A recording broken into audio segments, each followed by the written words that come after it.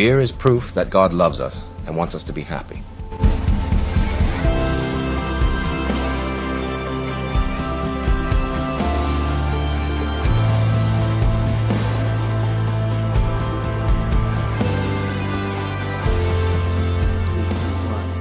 Welcome back to the Go to Hell podcast. Strong opinions weekly held about Christianity, pop culture, and beer.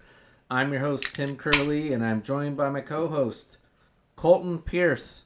Colton, how is the summer going? Not great. Well, I mean, things are going well. I just got back from Disneyland. Got to spend some time with my family, but it's Tuesday, July 2nd today, which means that yesterday the United States was eliminated from CONCACAF. There is a bright side to it, is that I don't have to see Alexi Lawless's face for like the next 6 months. Yeah, kind of a bummer game. If anybody, hopefully if you've listened to the show, you know that I love watching soccer, and I definitely support our boys. There it is, that indie girl. Yeah, there it is. I definitely support our boys in the red, white, and blue. And if you watched yesterday's game, I think we played a great game against one of the top 5 teams in the world. So I don't have any. Really? Uruguay's that good? Yeah, they're that good. And so I don't have any problems with us losing to Uruguay. The reffing was so bad yesterday. I don't like to play into that. I don't like to sit there and be like the refs. Yeah, I saw what was called an offside. I was a little skeptical because it was one of those where I have to assume that your angled perspective is actually accurate, but it looked clearly like the guy wasn't at all close to being offside. Yeah, so there was the offsides call yesterday, and again, the United States didn't really present many chances, but you can make the argument that the reffing wasn't allowing us to create chances because there was just some really crazy stuff that was called yesterday. And then, I don't want to lean into, right, this whole idea of, this ref is out to get us, but then at the end of the game, when our captain goes to shake the ref's hands, he won't shake his hand. And you're just like, okay. So, and also props to the players. I watched a lot of their post-games interviews, and a lot of them were like, yeah, we'd like to talk about the officiating. There's no point in talking about it right now because I'm worked up. But they were like, but really what we need to talk about is the fact that we didn't get any chances in there. That we had to win this game in order to continue, and we didn't. I was like, so it is sad to see the United States get knocked out. I hope that they bounce back from this one. Again, it was a tough game against a tough opponent. We should have won last week on, I think it was Wednesday or Thursday. I think it was Thursday against Panama. We got a red card that was well-deserved. That guy should not have done what he did. He just went and smacked a guy in the face. And the United States had to play for 80 minutes down to 10 men. Got red carded in the 18th minute of the game. Wow. So 80 minutes of having to be down a guy the entire time. And so, yeah, we ended up losing that game against a team that we win against all the time. So that's the reason why we got knocked out. It wasn't because we lost to Uruguay last night. I thought we played a great game against them. And if we would have lost 1-0 to them off of some bullshit, offsides thing, and we would have won that Panama game, everybody would have been like, that was a great game that the United States played against them. They played against a very tough, physical Uruguay team. They beat them at their own game. It was just unlucky in the end. That's what everybody would have said. But because of what happened on Thursday last week, it became this. And so, that's where also, I can't stand Alexi Lawless. So I'm glad that I don't have to see him on my screen. Because, the guy just believes that, the United States can win against every single team 3-0 and then gets pissed off when they don't win 3-0 against whoever it is that they're playing. And I'm like, can you not, Like, these are some of the top teams in the world. Like, if we went up against Argentina, you'd be like, yeah, we're winning this game 4-2 or something. And then if we don't win by 4-2 and we get blown out 4-0 because that's what the rest of everyone else expects, he'll be pissed off to hell that, like, our guys didn't try hard enough or they didn't do this or they didn't do that. And it's just like, bro, like, so, like, for the United States, we currently have, they talk about this particular team for the United States in soccer is the best that it's ever been as far as the majority of our players that are on our starting 11 play in European clubs. So they all have contracts with European clubs, which is the most in history that we've ever had. MLS is on the rise, but it's still... Yeah, it's not close. It's not close. So for us to have this many players that have active contracts in European leagues, and they've been able to keep them for long periods of time, because like Clint Dempsey went and played for Fulham for like 2 or 3 years. Yeah. Landon Donovan went and played. I don't remember where he ended up, but it was in Germany, I think. Yeah, he played for like 2 or 3 years, but then ended up back at LA Galaxy. Dempsey went up to Seattle Sounders. Like there was.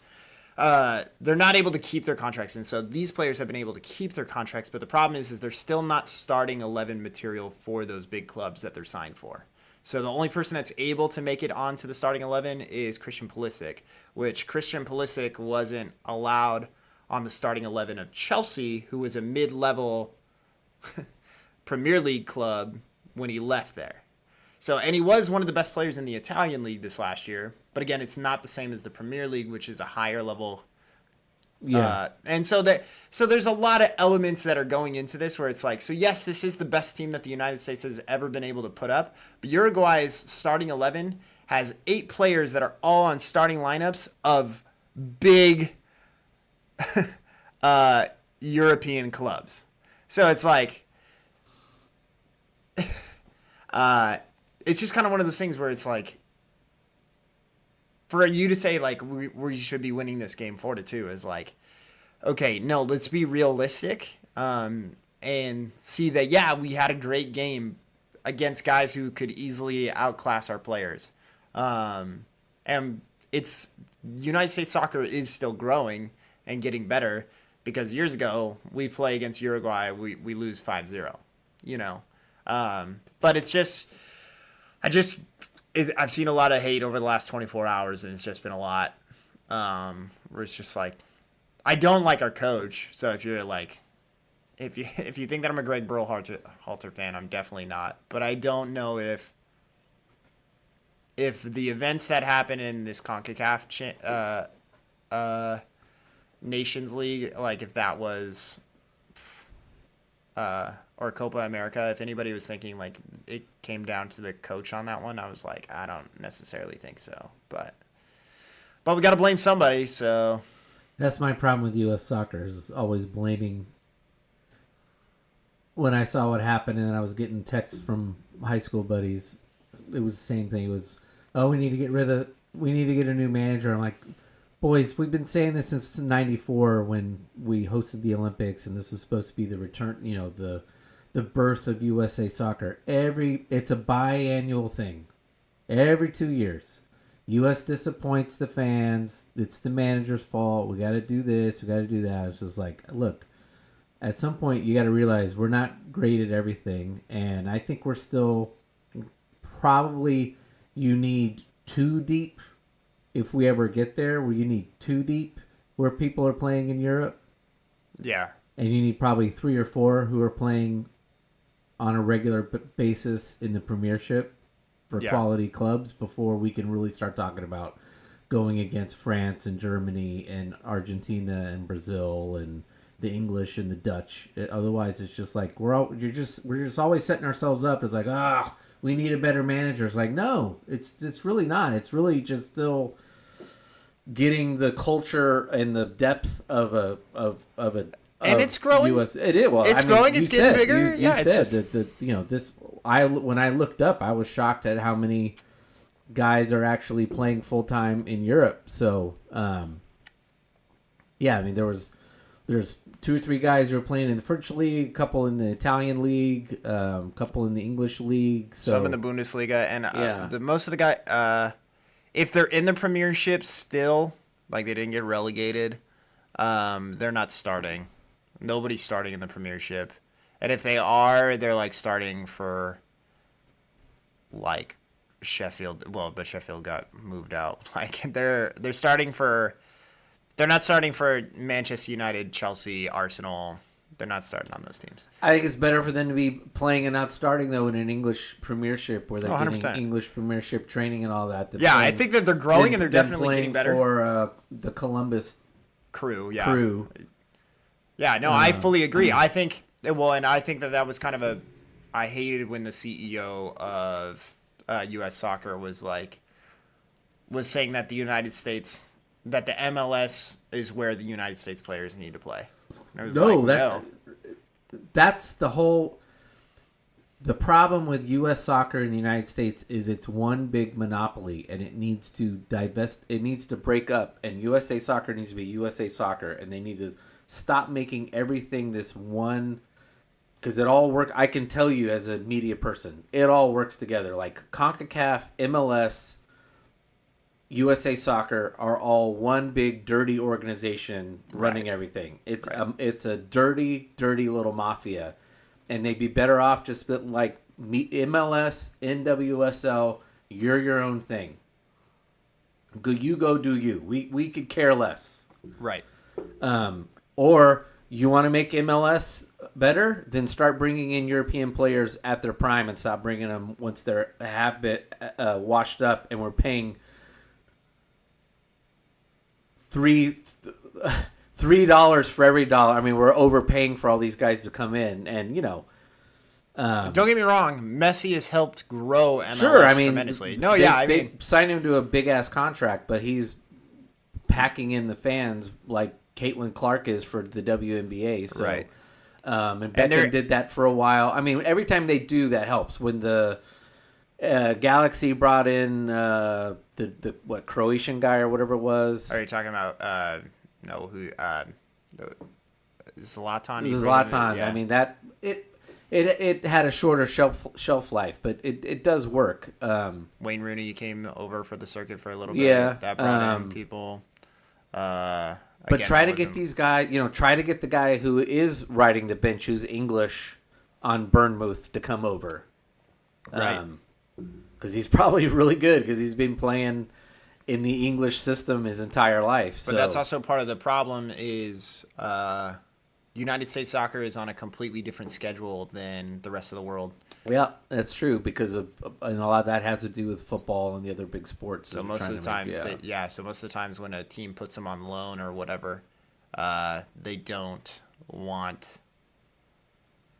Yeah, they don't want to send them to the United States because they're playing in the off season. Yeah, they're basically playing in the off season. I mean, there's overlap, but the season ends in first November-ish, December-ish. It used to be November. Now it's like fucking December because of how long the fucking playoffs is. First week, now it's first week of December, but then they're right back at it in February. February. So, which that's how. So like Premiership, it's over early May. Correct. And it's back up and running in August. Like you get. But the times off are different too. Yeah. Like our time off is during the summer. Or their time off is during the summer. Ours isn't. So and MLS just barely announced that they're actually going to pause the season for the World Cup this year, which they've never done before. So MLS will still continue. So, that's crazy. Like even NASCAR's pausing their season for the Olympics. So it's insane that you'd be because of viewership. This is why bother? Well, that's not even the MLS because the MLS one is. Okay, so the NASCAR one is confusing to me because the MLS one is like a bunch of your players are gone or some of your players are gone, and so you're like... It is different, but so you're like, that makes sense. The NASCAR one is like, why? NHL's paused its season for the before. Olympics. They don't do it all the time, but they've done it before for the Winter Olympics because that makes sense. They have to. Because the NHL is what the MLS wants to be. The NHL is the premier hockey league. Right. all the best Swedish players, Finnish players, Russian, other Eastern European Canadians. players, they all come here. Right. So, yeah, all your best players are being gutted during the Winter Olympics and going, and they still play, unlike some of the, basketball, they still retain a lot of them. But, like, if NBA season was a summer sport, they'd have to pause because, I mean, like, Canada's arguably probably, they probably arguably are going to win. They have as much a shot at winning the gold medal as the U.S. team does this year. Right. Because out of nowhere, they've got they probably lack the bench that the U.S. team does, but they've got a better starting five. But anyway, yeah, MLS is just. Yeah, so it's crazy that they finally announced. They've never done that before. So every single year that the World Cup has gone on and the MLS has been in, they still continue to play throughout. Which because remember that the World Cup typically, even if you witnessed the last World Cup 2 years ago, that was during the winter, but that was because it was in Qatar. You couldn't do that they couldn't do it during the summer. People Right. would have like heat stroke. So and so the Premier League, all the major European leagues had to stop their seasons for a month and a half for the World Cup. And so MLS finally decided this year, they were like, okay. Or just like this last week, guess we'll stop. So, Well, you know one of the reasons why they can do that? Because they're on Apple Plus. If they had been on a traditional when you're on a traditional cable network, if you're on Fox or NBC or one of those, are like, nope, we have inventory. We booked that inventory. Where Apple's like, okay, fine, we won't offer the games. We have plenty of other things for people to watch. which, by the way, do you like the Apple Plus contract or no? I think there was somebody I was talking to that wasn't a big fan of the Apple Plus contract, and I can't remember. I don't watch it on there, but I think it's perfect for that. In fact, I'm hoping that's the future for all sports. I'd love it to where everything just moved, even if it's owned by the league, where it moves to a platform, and I just sit there and pay like per game, or just say like, I'm a Cowboys fan. I just want to watch Cowboys games. I don't want to watch whatever you're telling me I have to watch in my local TV network. I don't know. Apple's sports interface that they have is dialed in. It looks so clean. It looks so I imagine good. it's better. The one I have on YouTube TV is much better than what I had on DirecTV or any other cable package. Yeah, where I'm they like, offer this looks things so up. clean, so good, and I'm like, I watched Friday Night Baseball on Apple TV, and I'm just like, this is perfect. I was like, Apple TV, I want you to take over all sports. Like, I'm just like, the way that they set everything up, it just looks, it's a clean, polished product. That I'm just like, oh, thank goodness I don't have like an ESPN commentator who's just trying to fill the space with whatever it is that they want to talk about. There was a moment like that in the Game 7 of the Stanley Cup where it was a long possession. I think there was like three or 4 minutes without a whistle, and the guy just started droning on about stuff. I'm like, just shut up. Just, you know what? Just be quiet. It's Game 7 of a Stanley Cup final. Just let us watch what's going on. Yeah. Just let us watch everyone banging the hell out of each other, desperate to score. Just shut up. Yeah. This isn't about you. I don't need you telling me some story about something somebody did in Game 3. Right. Know the moment. Yeah.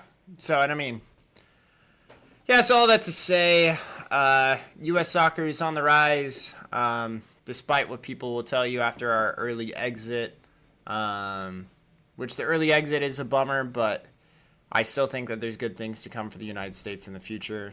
It's a lot tougher when South America's involved, too.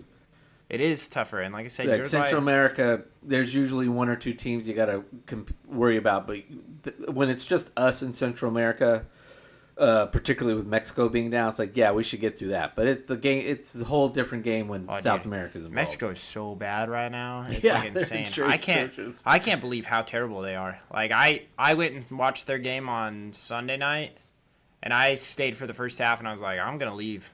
Like I was like, this is bad. They were throwing guys forward. Like, they had possession. They were trying to create chances, I think. Like, I was like, I was like, guys, this is bad. This is not the Mexico that I remember from like years ago. So they're gonna have to find something in Mexico. I don't know what. I root for El Tree. I like him a lot. I like a good USA Mexico rivalry. I like that one. But it's looking like Canada is more of our rivals than anybody else right now as far as CONCACAF goes. So, because Mexico just doesn't have it. They look bad. They look bad. I'm like, golly. So, anyways, how are you doing? That was Go to Hell. That was soccer talk on Go to Hell Sports. If you can't score, go to hell. Yeah. I'm doing well. Working away. I've been in the pool quite a bit the last 2 weeks. It's been over 95 every day for weeks now, and over 100 on quite a few of those days. So, good excuse to get in the pool. We have a pretty nice setup in our pool, where our pool is east-west in orientation, so it gets sun. It's not blocked by the house at all during the day, which makes it nice because this time of year the water's pretty much perfect temperature because it gets a lot of sun. I know several of our friends have a lot of trees in their backyard, so the pool is fairly well shaded. So it is still ice cold in the middle of the summer. Ours is pretty nice, but we've also got a gazebo on one end and some other umbrellas, so you can get in the pool and find shade and just sit there and beat the heat. So been doing a lot of that, particularly over the weekend, and then getting ready for July 4th. So good times. Speaking of July 4th. Sitting here drinking beer, talking guys, dreaming, killing time, living life with some down-home friends. What are we drinking this evening, Tim? We're drinking the Stone Brewing Company's Enjoy by 7424 IPA. It says IPA, but it's got to be. Oh, it is a double IPA. Double IPA, a tangerine and pineapple IPA. 9% alcohol, and it is. Oh, it's vegan too. That's nice to know. Thank you. It is. This is one of the more delicious beers, and it's trouble. Particularly if it's cold. We've been nursing on ours for a while. 22 minutes. So mine's getting a little bit warm. So it's thankfully become more of a sippy beer. But I had one or two of these over the weekend and drank them too fast. But I think you and I both agree so they do 4 of these throughout the year. Yeah, they do. Enjoy by 7-4. They do Enjoy by 1031. They do Enjoy by 1231 or 1-1. Is it 1-1 or 1231? I think it's 1-1. Enjoy by 1-1 and then Enjoy by 420. There's no other ones, right? I know they do Halloween. It is 1-1. So the Enjoy by 1-1 is an unfiltered IPA. They're all unfiltered. They're all hazy. And it's That's true. And we did so, and we have reviewed previously the Enjoy by 1-1. We've done the Enjoy by 420. That was this year. We did that. All 3 of those have been this year. So I think we've just missed one. So we're just missing 1031, which is the. But we've had that one before. We just probably haven't had it on the show before. Correct. Wait, haven't we? No way we haven't done it. I could have sworn it's been on I could have sworn I've seen it in your box on the photos. Is that an Enjoy by 1031? Not in the notes. It's not in the notes. Well, then I guess we haven't. Oh darn! Guess we got to do it this year. All right. The liquor store over in Vegas, or the gas station over in Vegas, usually carries it, and we're usually in there. Oh, or yeah. in Vegas at around that time. So The liquor store, the gas convenience station. gas station convenience store, you would not figure had that much Beer selection, but it does. that kind of a beer selection on the edge of town. You'd figure it was just like cheap beer for everyone grabbing. beer Yeah, on the because way it's to right next to a Mesquite or Motel something. 6. You're just like, Well, and it's the last stop heading out of Vegas, so on your way to Mesquite or something, like, I'm just going to grab a 6-pack of Coors or Bud or Natty Ice. Okay, so let's just jump into the main topic, which isn't a main topic tonight, because... you don't want to talk about what you've been listening to? No, I want to just get back at this. I know. It's, We'll skip what the X. We won't do a hot topic. So we're going to do a special episode tonight. We're going to do the next part of Apple Music's top 100 albums. we don't know how many we're going to get through tonight. No, but this is why we're just There's no plans, but there's plenty of beer in the fridge, going so... to talk soccer, beer, and music. So we left off last time at Lady Gaga at 89. The Fame Monster. And we both enjoyed that album. I don't know if I said it at the time. If I did, whatever, I'll say it again. Interestingly, that album is not anywhere on Rolling Stone's album list, top 500 list at all. It's not a top 500. They do have a Gaga album, but it's Born This Way at 484. So,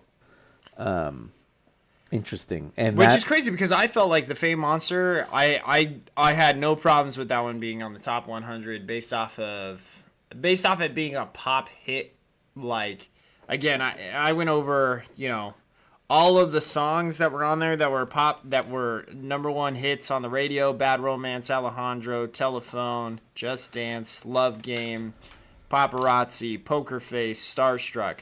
Like, that's... Yeah, my only issue, and it's going to be, I think, half the albums on this list, is just anything Too damn long. Anything over like 2005, it seems, is just too long. Anything like certainly pre-2000 is a tidy like 45 minutes, and then like I was listening the one I was listening to today, Outkast. I saw that. And you can't just look at the number of songs, because sometimes there's like 20 songs and it's still only like 50 minutes because it's little. There's It's usually little a hip hop interludes and album. They're stuff, just or, doing yeah. like little things, so they're not full tracks. But I was like, 18. And so I scrolled down the bottom. I was like, it was like an hour and 15 minutes. I was like, oh, come on, because I'd been listening to a lot of stuff that was older, and it was all tidy 40, 45, 50 minutes. 10 tracks, 10 tracks, 8 tracks, and it just felt like someone had just really pared it down to like this. Nope, this is what we're gonna do.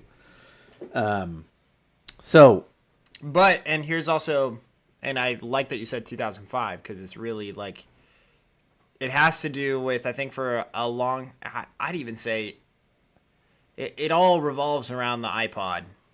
Like, it's as soon as the iPod comes out, and it became... once you're not pressing something to a disc or a tape, where you're or like, whatever. nobody's going to listen to that disc or anything. And it's like, Or that I didn't matter anyways. Because, like, and that's also one of the things that I said about the Fame Monster, is that it was like, any one of those songs could have been a hit. They all were upbeat pop songs that all could have played in the club. It just was like, okay, we're going to send out 20 songs into the universe, and we're going to see which ones stick. Right. So we're going to put out 20 pop hits, send them out in the universe, and then we're going to see which ones hit. And what, it was 23? Yeah. And so it was like, yeah, and so 7 or 8 of them hit, but meanwhile it's like there's still 20 other ones that all could have possibly been that, but it's not an album that you want to listen to from beginning to end. No. That's not the thought process that goes into creating those albums anymore. No, and it is what it is. But yeah, it's definitely that once we switch to the iPod, and I think part of it's economic. I mean, you could, when CDs first came out, there was a limited amount of space they had. By the time you get to around mid 90s, you can put a lot longer albums on there. But I think it's still... It's how Tim describes Will Ferrell was only able to exist in the time that he was able to exist in movies because of the fact that digital footage was now yeah. where you could just go there and riff and it wasn't going to cost Yeah, anybody anything. most comedies today where they just sit there and riff and it's a million outtakes wouldn't have existed before. Like there literally is an accountant going over things every day. Like when a movie is made, a corporation is formed. Yeah. Whoever funds it, whether it be a production company, movie company. You were talking about how a movie is a corporation. Yeah, so whoever funds it puts money into a corporation, and then it is run like a company until the movie is completed. So there's an accountant there all the time, managing costs. Depending on the director, if you're Martin Scorsese, no one's telling him what the hell to do. But yeah, your average Will Ferrell movie where they have 20,000 outtakes, that only exists because of digital cameras. It's like, well, doesn't cost us anything. Yeah, exactly. No more. But back in the day, it would have been, why are you using so much film? We're losing our shirt on film and processing. So, and I think that's just the way it is now. Now it's just like, how much time do you want to spend in the studio? Right.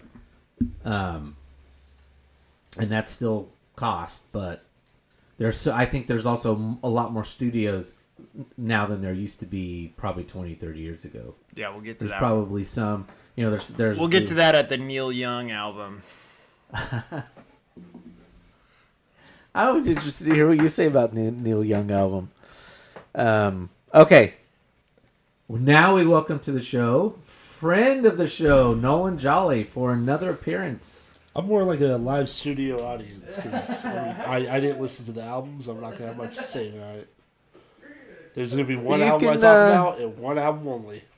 You know what? Before we get to the list, something you can talk about. And I meant to bring it up, and then it didn't.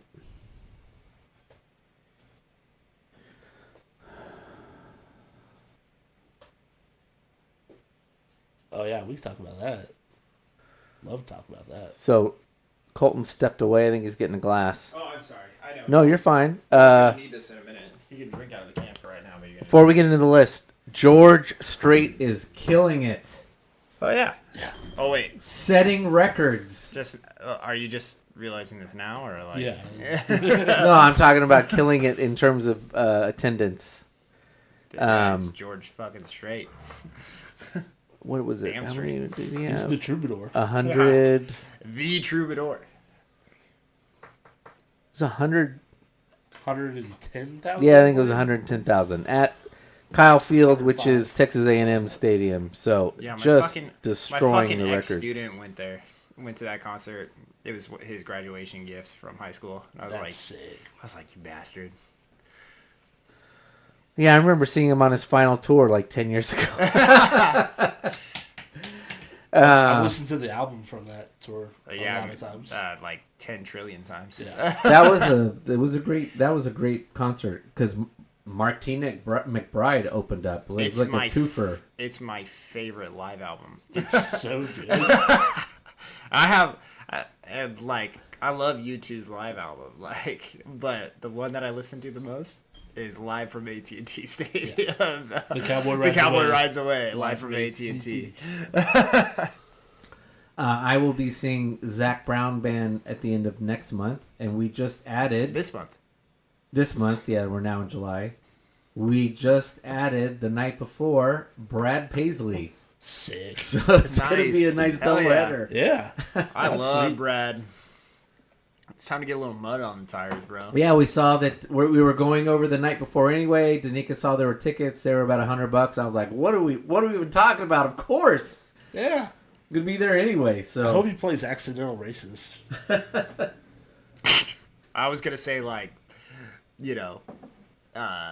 American Saturday Night. no, what's my favorite one by him? I like his acoustic version of What a Friend We Have in Jesus. Ooh. Oh. Yeah, me too. Yeah, that's where we were going with it. Yeah, I wasn't thinking I'm gonna miss her. Yeah. The one where he chooses fishing over the girl that he's dating. Over his wife, That's my favorite. I love that one. daughter of the father of the bride, daughter. Which is always a good time to bring up that Dave Ribeiro. Wait, is he married to the father of the bride daughter? Uh-huh. Yeah. That's hilarious. I never knew that. Her name is now Kimberly Williams. There Paisley. is Kimberly Williams. That's what. I don't care about relationships enough. This is why like the Taylor Swift thing always like bugged the fuck out of me, because I'm just like, I don't care about who she's dating. Same as the Travis Kelce bit. I don't care about who the fuck he's dating. I don't give a fuck. I only know when country. It's always the country. It's usually only the country stars marrying other famous people or other country stars. So I can only tell you. Okay, I can tell you that I know that Carrie Underwood is dating a hockey player because married to a hockey player, because I know Nolan was super upset when she was dating said hockey player.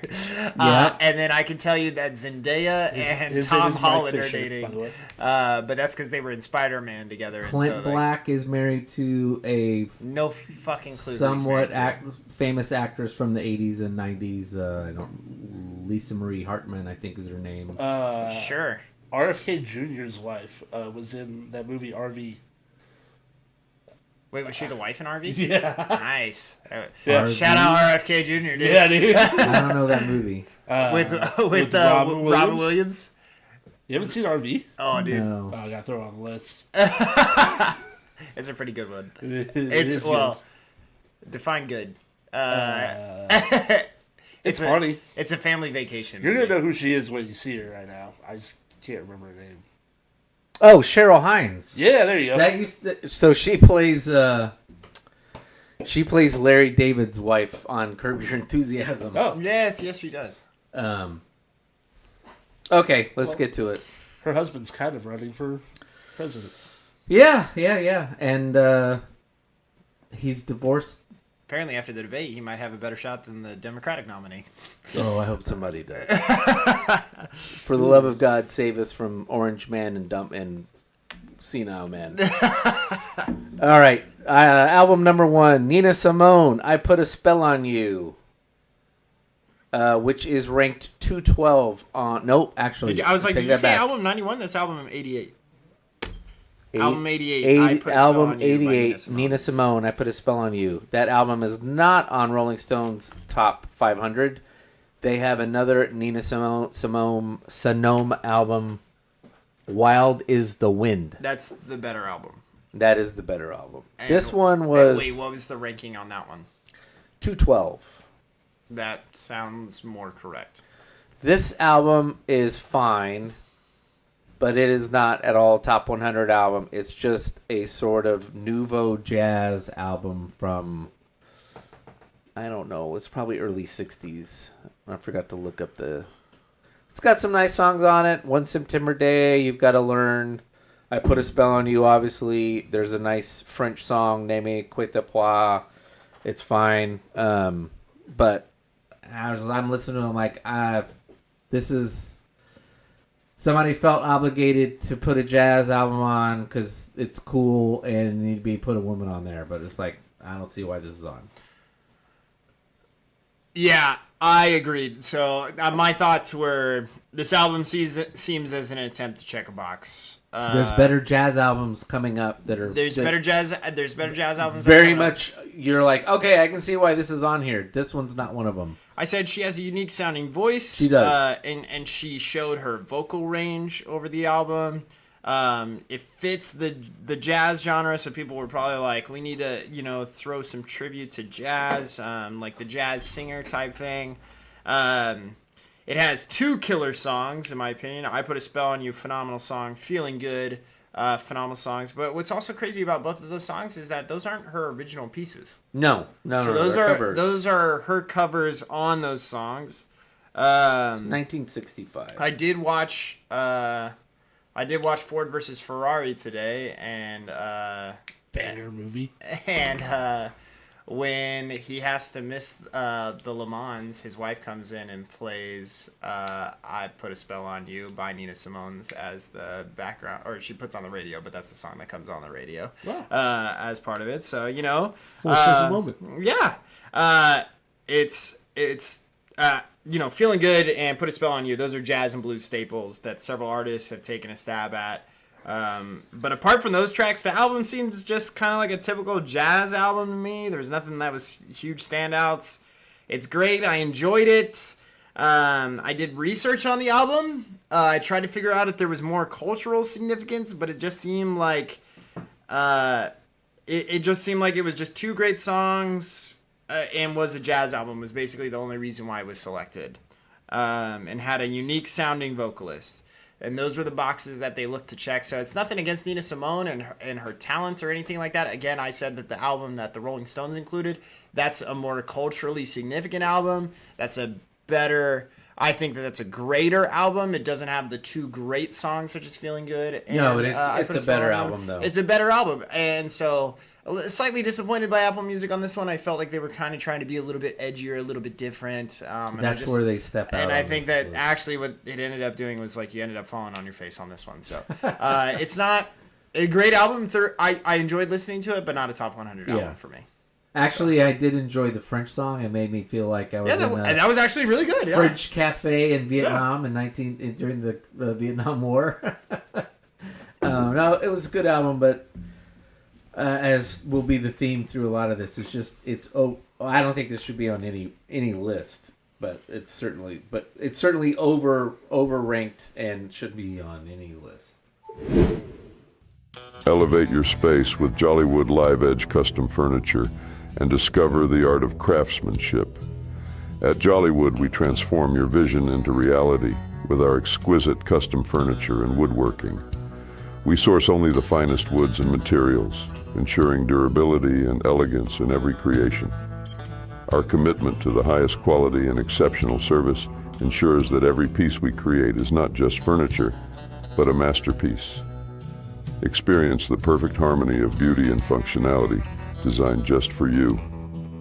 Call us at 559-553-2010 or visit us on Instagram at Jollywood Official to start your journey today. Jollywood Live Edge Custom Furniture. Crafting quality, creating legacy. All right, beer number 2. Berryessa Brewing Company, Winters, California, which is near Davis, which is near Sacramento. And if you don't know where Sacramento is, go to hell. Imperial IPA. Colton's going all in. This might be by the end of the night podcast. This one's not too bad. 8.5. We're sharing the can too. Yeah. Double tap Imperial IPA. I haven't had an Imperial IPA for a while, which it's probably it's not much different than a double, but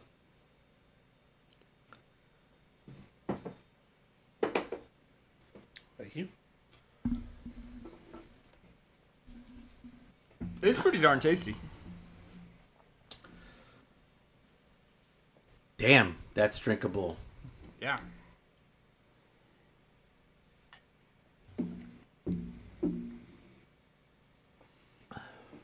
Significantly different than what we were drinking before. Ooh, that is different. It's good. Yeah, so the first one, as we said, had a lot of fruit flavor to it. Very lush. This one's very balanced. Very tasty. It's really balanced. The light amount, it's light in crispness, it's light in bitterness. It's just, wow. Should have got more of those. I have to go back up to Rossi's tomorrow. All right. Next album. Album 87, Blue Lines by Massive Attack. Tim, what'd you think? I knew this album when I saw it was on the list. I was ecstatic. I love this album. It's a fantastic album. It is groundbreaking. It's an amazing album. It invented a whole genre of music called trip hop. The band's from Bristol, England. They got started in 1988. This album comes out in 1991. I think this is their second or third album. This is probably their second album. If you don't know what trip hop is, it's a blending of electronic music, hip hop, and dub. And this started a whole genre of music and influenced 20 years at least of music. It's amazing. That said, I don't know that it should be on the top 100 list. Rolling Stone had it at 241 on their list, but it's amazing, and I loved every second of it. It's fantastic. The fact that was done in '88 also. That's what I love listening to these, where you if you're aware of when it was done, I think that, and you internalize that.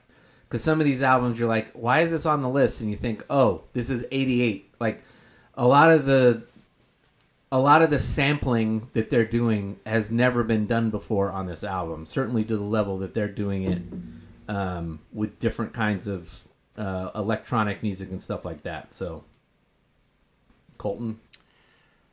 Yeah, so this is my first time hearing this album, so I'm different than Tim. Tim saw this album and knew it immediately. This is my first time hearing this album. This is my first time hearing this group.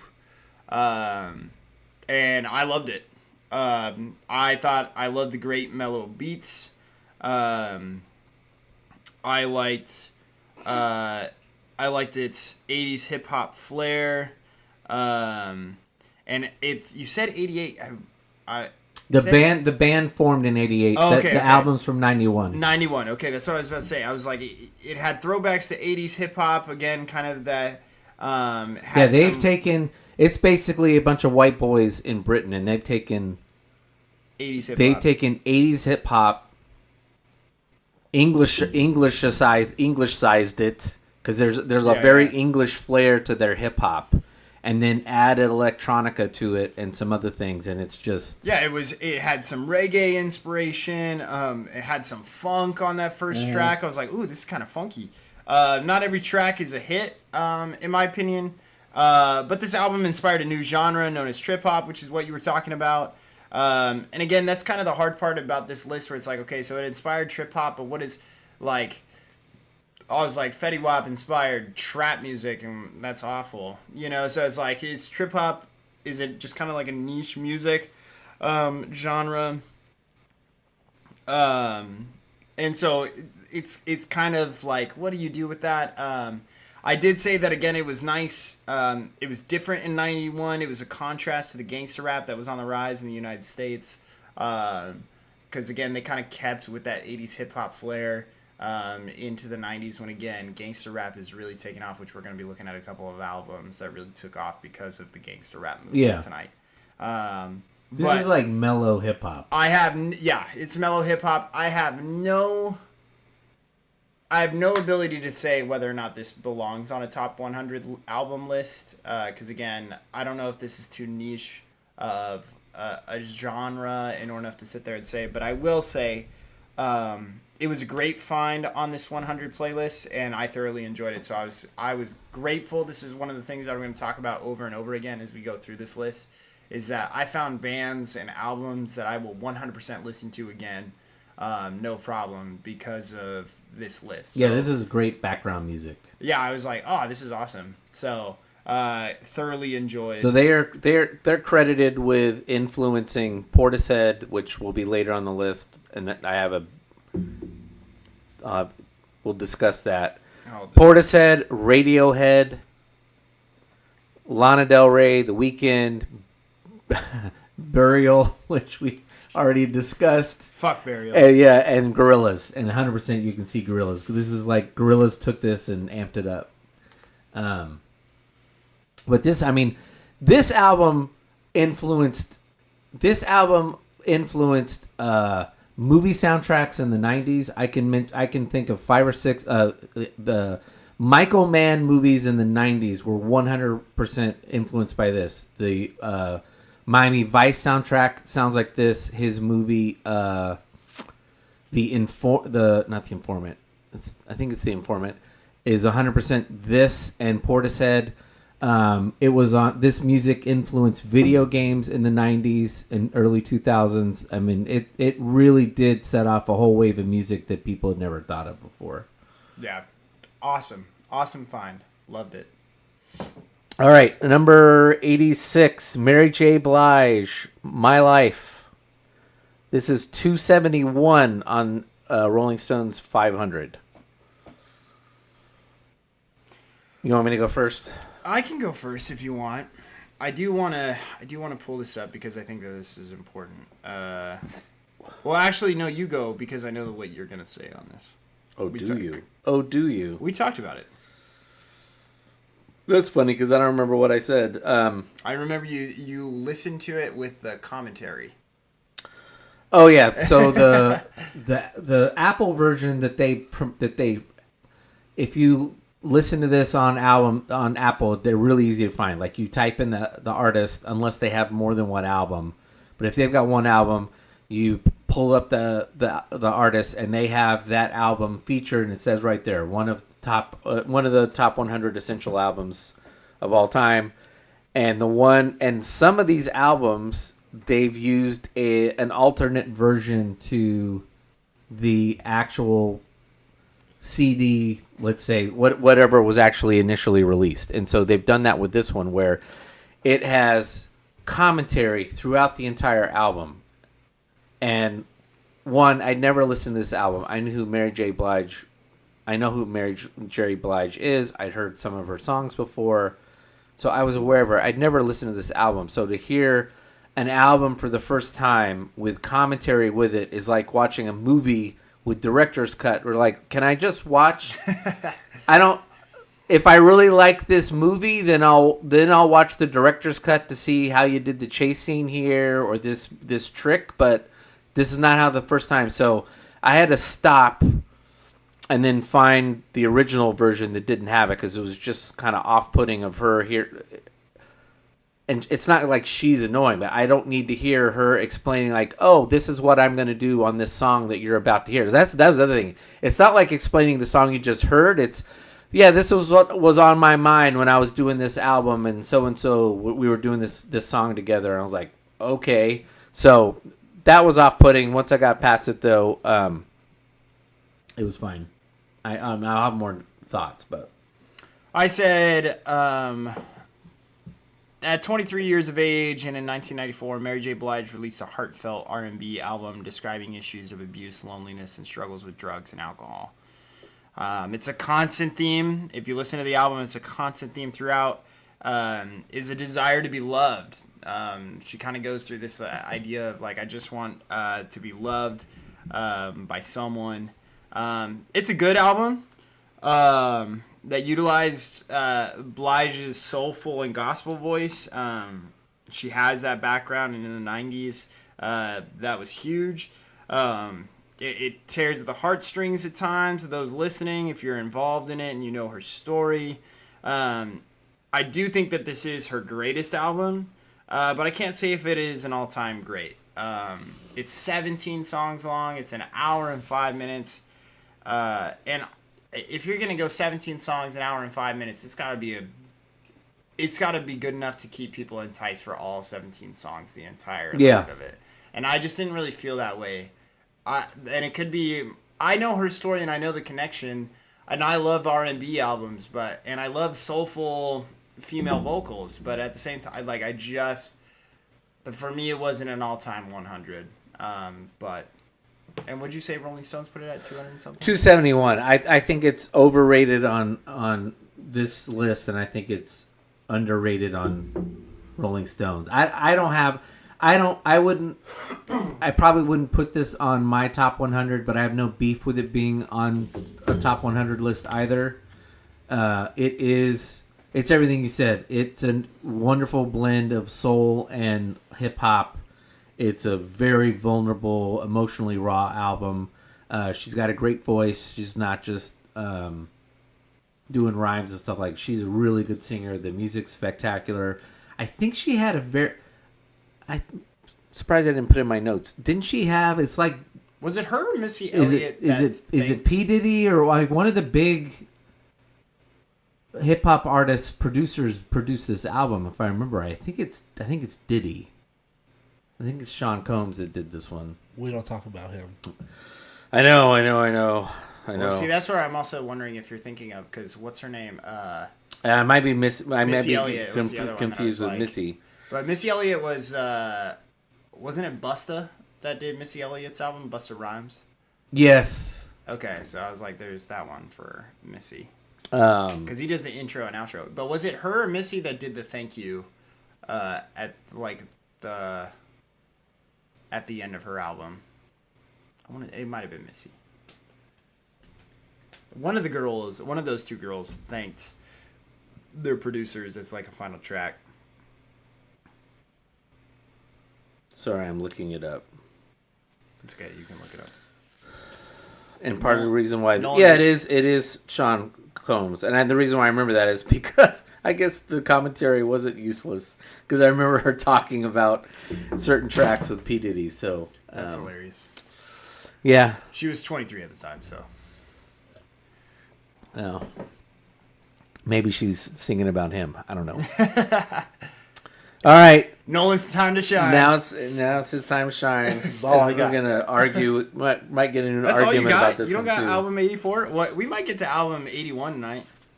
81. Oh, well. We also got album 82. No, we're doing well. I said an hour and a half. We're at 56 minutes minus 3 or 4. We're good. Kacey Musgraves, album 85. Kacey Musgraves, Golden Hour, which is 270 on the Rolling Stone list. We're seeing a trend here.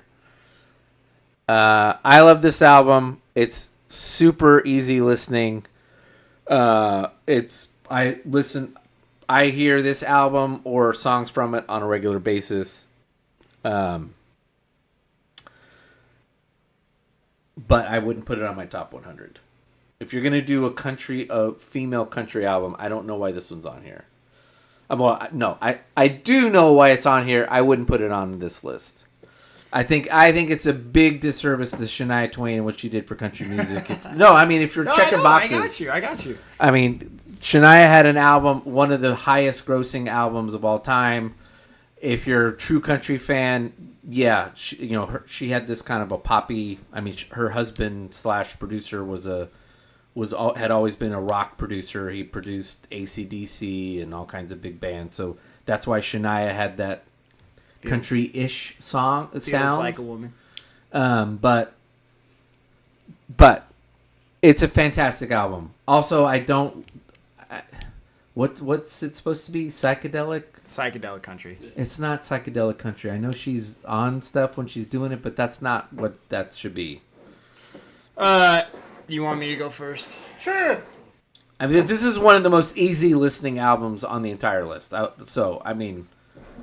first off, I do want to say I am a big fan of Kacey Musgraves. I like her sound a lot. I love her sound. When my wife and I visited the Country Music Hall of Fame, she was the one who had the big rotation of being featured, and we got to see all of her stuff and her albums, and I mean, she's fantastic. I have liked Kacey since she first came on the scene.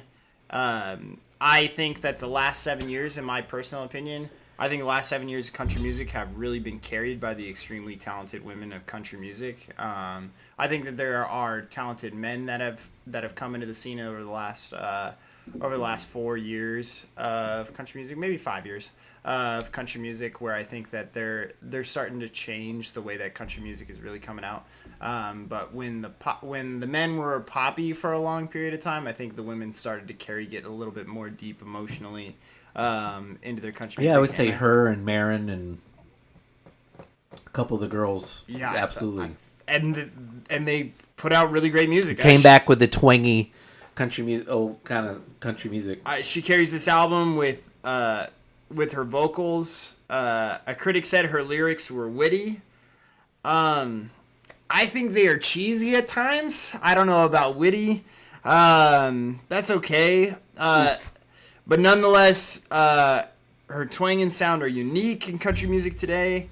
As the only representation of country music on this list, though, which has drawn inspiration from the blues and inspired, and I'm talking about country music, which has drawn inspiration from the blues and inspired other artists around the world.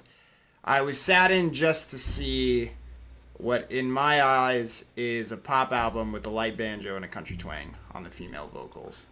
Yeah, exactly.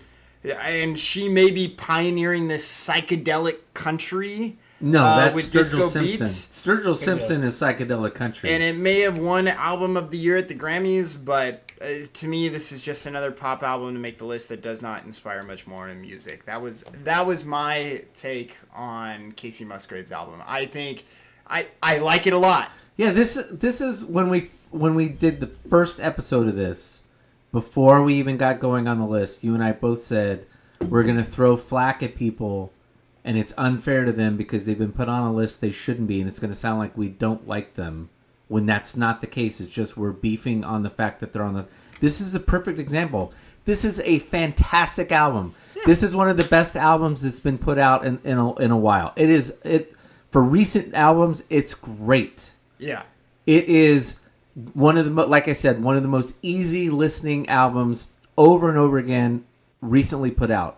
But it should not be on the top 100 list. Yeah, I don't think so. I don't think so. And if you're checking boxes, Apple, and this is the one you're putting on for country... And that's what it felt like shame on you. That's what it felt like to me, is that it was like box If check. you wanted to be cool and and check off country, then you should have done one of Johnny Cash's last album. Yeah, I was like, dude, Johnny Cash's because old man albums.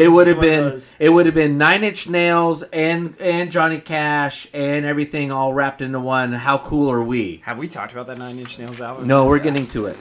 Oh, or Folsom Prison, or God's, what's the one Nolan, you and I are talking about, one of Willie Nelson's albums, Redheaded. Yeah, I just show some depth of understanding country music, or just don't put anything on there. But this is just like, we're gonna throw a bone on there because this is popped up on our algorithm when we're listening to poppy music. Yeah. Nolan, what are your thoughts? Nolan's Look, Kacey's hot. well, yeah, that's true. Fair point. Therefore, top 100 for me. I think she also won like 3 or 4 Grammys from this album. I think it was 3. 3 Grammys from this album. So, if you're if you win Album of the Year and you win Top Country Album of the Year, does that really count as winning multiple Grammys for the album? Well, okay. No, that's fine. I just was asking. This album deserved the Grammys. It just didn't deserve being on this album. No, and I mean, I want Nolan to finish what he was saying. Yeah. I just was asking a question. So, I think as far as box checking goes, they probably Googled what country album won the last Best Album Grammy. There you go. That could be how it ended up on this list. Now that being said, they're like, we gotta make sure the white people are somewhat appeased on this list. Yeah. White males. I love this album. I listen to this album like regularly. I March on my way to Vegas with Ped. We put this album on, listen to the whole thing between. It's great. Barstow and Baker. But I understand the argument about it not being on the top 100. I'd probably have it on my top 100 of all time, just because I love the album and sure listen to it all the time. But I understand the argument against. If I were trying to be cool and trying to check a box, I probably wouldn't put, Johnny Cash or Willie Nelson album on. I'd probably put better modern sounds of country music. That would have made sense for them to put it on there because it did win Grammys, or a Grammy, and I think that would have been like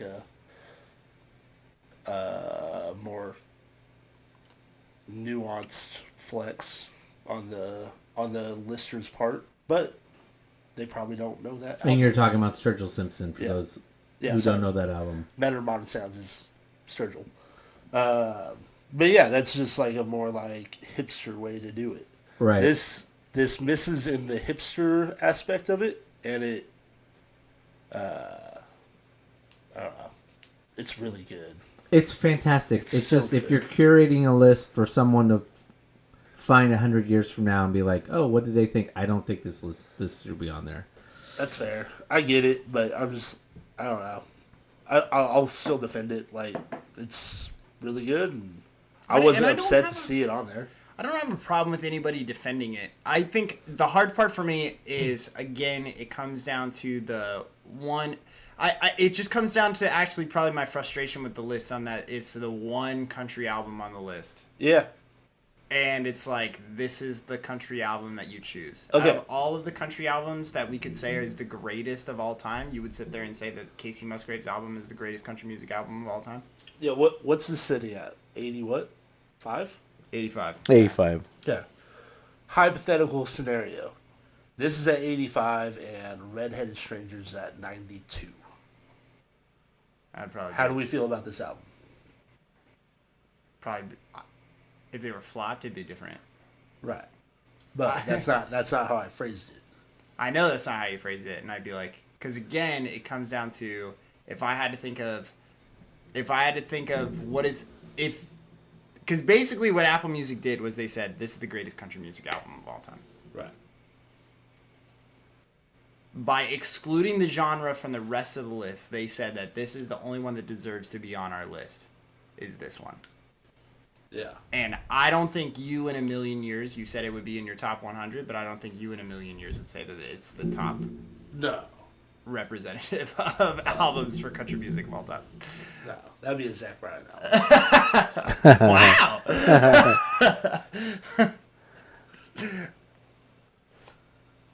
That was a joke. Nobody believes you. That's fine. Because it was only half a joke. Yeah, Okay. So that's the hard part. And that's where, and almost I felt like it was kind of a slap in the face to country music to have this as its token, because it's a poppy album. It's pop. Oh, yeah. It's pop. She's got a country twang. Which is why, like... There's a banjo bit to it, but really it's... I was like, Lord could have sang this, guys. Like, no problem. And again, I don't have a problem with Lord being on the list either. Like... Gwen Stefani's husband helps her cut a country album. Yeah, it was like... So, there you go. That's Golden Hour by Kacey Musgraves. All right, number 84. We're doing a hard turn left. Snoop Dogg Doggystyle. Snoop Dogg. It is number 340 on the Rolling Stone list of top 500 albums. I love this. This is a great album. It's fantastic. It's fun. It's stupid as hell. Gin and Juice is one of my favorite songs. It is innovative. This has got Dr. Dre written all over it, and any Dr. Dre production is fantastic because that man knows everything about music, and he's very clever at dropping all kinds of music as samples into the stuff he's producing. So this is very much a Dre album. This solidified the G-Funk sound that Dre was working on.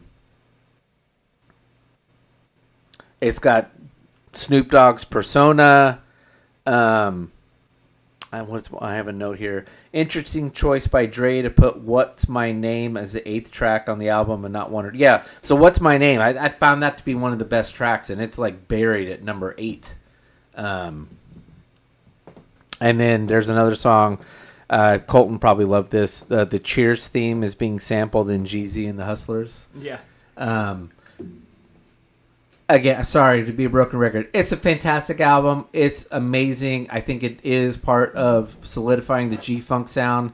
It's not a top 100 album. I'm not going to get in a fight over it, though, but I think it's more in line with 200-300. But it was fun as hell to listen to. Any thoughts on Doggystyle, Nolan? Not off the top of my head, no. You're like, not the album. Bow wow. Snoop Dogg. In theory, Yeah, I said this is when you said it was fun. Yeah, it's a fun rap album that put the iconic Snoop Dogg in our lives for the rest of the time. If you are able, I will say, if you were able to get past the vulgarness in this album, you have a great funky album with Snoop's, it is filthy. with Snoop's one of a kind, laid back. He has a one of a kind, laid back flow that lots of other people have tried to replicate in rap music, but they cannot match it. There's a reason why he is synonymous with smoking weed, and it's not because he does it and he used to be a dealer. It's the way that he raps is so laid back. You're like, somebody's high when they're fucking doing this because they're like straight. It ain't nothing but a G thing, baby. Yeah. You know, like, his rap style was completely different than anybody else. Yeah, exactly. And it still is. But yeah, and no one had heard anything like that. That flow, everything had been aggressive to that point. Has made him a feature, and it's still gangster rap. Yeah. Has made him a feature on anybody who is anybody's fucking album. Yeah. You'll find Snoop Dogg on fucking country albums nowadays. Oh, yeah. Like, Willie Nelson, bro. Yeah. Roll me up and smoke me. Willie are best friends. Yeah. It was released in 1993, and this is considered a classic rap album with songs like Gin and Juice, Who Am I, What's My Name, Ain't No Fun, and Doggy Dog World. Without Snoop, Dr. Dre would not be who he is today. Yes, he had the Chronic. Yes, he was a part of NWA. But Snoop was one of those solo acts that he brought into his fold that then allowed him to kind of elevate into that I'm a producer. Yeah. For multiple people, where it was, okay, so I can rap myself, I can produce my own music, but what can I do for other people? And that's what allowed for Dr. Dre's empire to really become what it was all thanks to Snoop. Well, I think to your point, his laid-back rap style lent itself to that G-Funk sound that Dre was trying to perfect, which was hard to do with NWA and some of those early gangster rappers where everything, again, is just really harsh, where Dre's trying to put more of in like this West Coast chill, like beach vibe into hip-hop. Right, and so... I 100%. I love that Snoop's getting some love. Although, again, I did feel like this was one of those on the album where it felt like it was more of a nod to the artist rather than the album itself. The album's fun, it's great, but it did feel like it was a nod to, okay, we have to talk about great albums, and it was like, okay, you can't talk about great rap music without mentioning Snoop Dogg because that guy's been in everything and blah blah blah, and so let's give credit to his album. And it's like the Doggystyle isn't a masterpiece from start to finish. Yeah, I think what I agree with you. At first I was going to slightly disagree about it, but I think I agree with you. This isn't so much a checkbox. The people who are doing this list are their main music appetite is hip hop, and they cannot take enough albums off this. So there's just too many albums like, oh, but this one's a great one. I remember this one. It's like, yes, but it's not a top 100 album. Yeah. And that's because when we're done, there's going to be like, I don't know, 15 hip hop albums on this top. And which is crazy because I wish that they would do that with other genres. It just feels like there's very specific genres of where they were like, and actually my plan is when we're done with this, I kind of want to make a timeline of when are these albums, because I told you, I feel like the 90s is overly represented on this top 100 list. See, it's a bunch of my fellow and I'm not saying that Gen the Xers 90s did this list. And I'm not saying that the 90s weren't a great decade for music, but people who were in the 80s would argue that theirs was the greatest. People in the 70s there's hardly any 60s or 70s on this list, and what is like, that's the album you chose? Like, right, it's the token album. Right. It's like, and so that's kind of where it's hard. So, but again, lots of love for that album. I love that album, but yeah, I don't know if it's really Top 100 material. Okay, next album. This is gonna be the first of what I call music appreciation albums. Everybody ready for another beer? Yes, we'll do another beer before we get to music appreciation album number 1.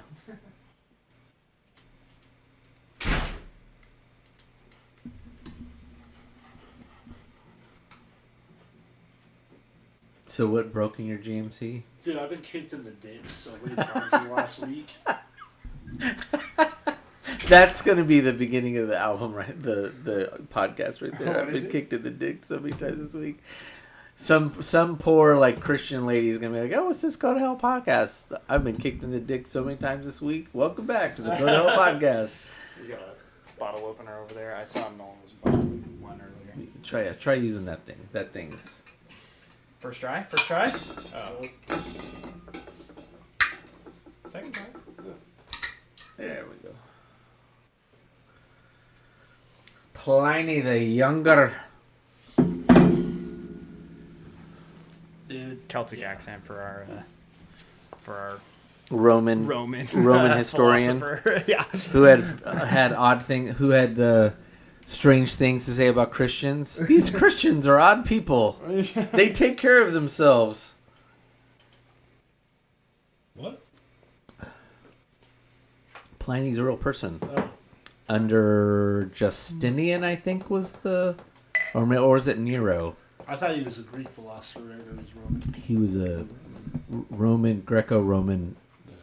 I think he was in Syria. Insert Hellenism here. Well, I think he was in Syria. I think it was under Nero. the elder, and then the younger Or- was his nephew. Did But they give you a whole spread on it on the Russian River page. Well, yeah, but also Pliny the Elder was an answer on Jeopardy one time, Nice. and I got it right. My dad was bewildered. Man, this beer's awful. Wow, this is 2 nights in a row for Tim. I had Elder last night. Did you? Oh, is that the bottle sitting there? Yeah, I drank a whole Elder last night. Good for you. Like, it's just sitting there. Maybe that's what I'll do for 4th of July. Yeah. We'll go buy a Padron and buy an Elder. Just drink an Elder in the pool. Yeah. That'd be a baller move right there. Just, Yeah, open just up fucking a bottle. bottle- Yeah, just yeah, fucking bottle exactly. ripping. Yeah. Yeah. Hell yeah. That's what I'm doing for 4th of July. Do that. Yeah. Buy yourself two. Assuming I get paid tomorrow. Here's something. I'll go buy the Elder tomorrow. You buy the Padron, I'll buy the Elder. Yeah. Want Padron? No, Padron. I do, but you're worried about getting paid, so don't worry about the No, Padron for me. it's a matter of I have. Padron. If anybody offers an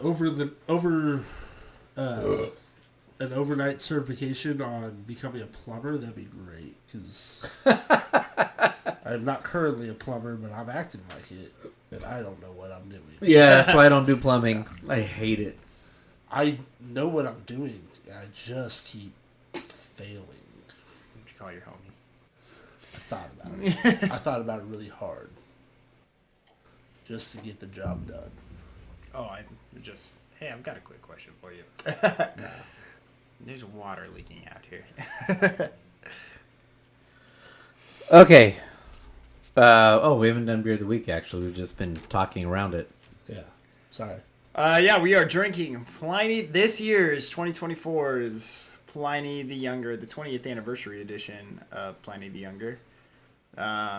So if you don't know what it was, in 2005, it was a triple IPA that was released as a seasonal beer during the slow winter months in the first year of opening their Santa Rosa brew pub. 2 decades later, we are celebrating our 20th annual release of Pliny the Younger, bringing together the local community and visitors from around the globe. Looking at how much Eric looked it up this year, how much revenue it generates for the It was like $6 billion. It's something asinine. It's insane how much money this beer generates for Sonoma County. And There was somewhere we were at where they had it. Or maybe it was at Russian River. No. Somebody came around and did a survey, didn't they? They did a survey where they did the survey of how table. much they thought that we would spend, and then Eric looked it up. Yeah, as to how it was much money. it was incredible. Incredible. We do say that the beer is not worth the 6 hour wait. The beer is not worth the 6 hour wait, but we do say that if you take friends with you, then it is definitely worth the trip. And so, yeah, it was awesome. So, You know what? I'm loving this Enjoying younger. I truly am, but I'm missing President. That Yeah. President was really good. I missed the whole trip.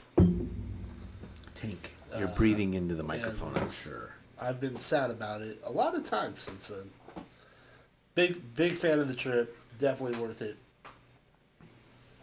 If your boss says you can't go, quit your job.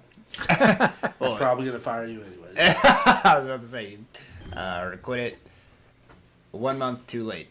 Past the trip. Okay, album number 83. Like I said, this is the first I would call music appreciation album, which don't some of these it might be because it's not really easy to listen to and you don't understand why. We didn't have it. This is Patti Smith, Horses. This is, like I said, 83 on this list. It is 26 on Rolling Stone's Top 500. Whew. You want me to go first, or you got this? This, okay, again, the reason why I say music, this is not my favorite album. This is not going to be on my rotation. Do you remember when this album was? This was like, what, 83? Or am I missing? Or even No, 1975. Yes, 75. I'm way off. So this album is Colton. This album is along with, I would say, this is the Stooges, which is Iggy Pop's band, starts in 67. This is the next progression of punk rock, and this album is this is now the 67, I think, is this album, and I believe the Ramones are in the same year this album comes out, around the same time. So this album does not invent punk rock. That is the Stooges and Iggy Pop. But this, I will give Patti Smith credit. She takes what the Stooges are doing. She hones it. She refines it, particularly because she's a female. I mean, normally the punk rock's like a male thing. It's other than her and then the band that, there's a punk band in the late 70s. I'll find it in a minute. She comes in hot. I think the first song on the entire album is Gloria, and the first words are Jesus died for sins, but not for mine. So you're like, oh, okay, I guess that's the kind of album this is going to be. This is also a music appreciation album because I think a lot of these albums where it's music appreciation, it's because the artist isn't really a musician; they are an artist, and she's using music as a way to convey her art. She's as much a poet as she is really an artist. She's not a great musician. I mean, as much as a musician, I don't think she's a great musician. Her lyrics are fantastic. The music is new. It's innovative. It's balls to the wall, the whole album. Yeah. It's in your face. But this album is very similar to Bowie and Velvet Underground, where it's really she's just a general artist who's using music to convey her art. Yeah. So, again, it's not my favorite. It's absolutely a top 100 album. If you're listening, if we hadn't said what year this was recorded, you'd probably guess it's like a mid-90s album. I would think. Yeah. I mean, it helps that a lot of these older albums, I think the production's been cleaned up, so you don't hear what you hear when it's recorded in like mid-70s. But this isn't anything like what you're hearing in the mid-70s, other than what the Stooges and maybe you're showing up at your local, at one of these first concerts that the Ramones are doing somewhere in New York or something. But this is not what's being played on the radio or anything else. This is completely out of the blue. Yeah, I said this is the first album that I'm not a huge fan of, but I completely understand why it should be on the list. Bingo. All the other albums I'm either not a fan of, or I do like, or, whatever. This is the one where I was like, okay, this can be on the list, even though I don't really care for the way that it sounds. It's considered one of the first punk albums in 1975. She pioneered a genre that has represented angst for years. It's an easy pick for talking about an album that has had an impact, and that's where I think that this one, again, when we're talking about top 100 albums, we're talking about things that actually like leave an impact, and at least that's how I think of it and how I want it to be approached. Not just because like, hey, I listened to this a lot when I was a kid, and so therefore this becomes the top 100 album. Or lots of people listened to this when I was a kid, so therefore it's the top 100 album. We'll get to that one in album 82. But as for me personally, I don't like her vocals, like at all. She's intentionally singing the way that she is, and I understand that some people enjoy it, and she sounds like Hart and Stevie Nicks at times. But at others, she wails, and it's offbeat, it's off, and I mean, I get it, it's the punk, it's the breaking of the boundaries and all that kind of stuff, but all I have to say is, Patti, thank you for this album, which inspired people to break boundaries in rock and roll. It wasn't for me, but based off of its impact on music and where a lot of people have referenced it and a lot of people have talked about that it inspired them and that kind of stuff, so therefore top 100 album makes sense. It's just it's not something that I will probably ever listen to ever again. No, yeah, I'm just didn't care for it. So all right, moving on to number 82. 50 Cent, Get Big Rich baby. or Die Tryin'. oh my gosh, when I saw this on the list, So this is 82. I laughed so It's hard. Rolling Stones it's number No, it's 280 ready. on Rolling Stones. I can talk about this one. Yeah. He's like, throw me in, baby. Yeah, 280 on Rolling Stones. I've led the last couple. Colton, Nolan, you go. You want me to go? I first, have Nolan, or notes, you want- but Nolan, you want me to go? You first, ahead. or you want to go? Okay, so first off, first words on my notes were this album doesn't belong on this list.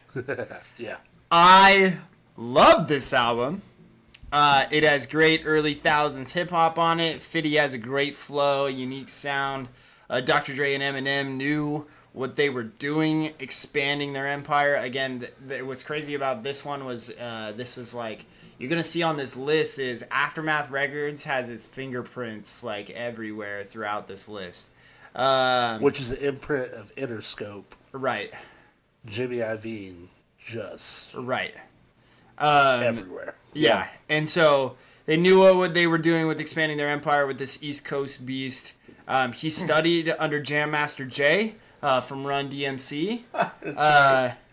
It has great club hits, PIMP, Into Club, 21 Questions, and of course, Mini Men talking about when he was shot 8 times outside of his grandma's house. Nothing more gangster than that.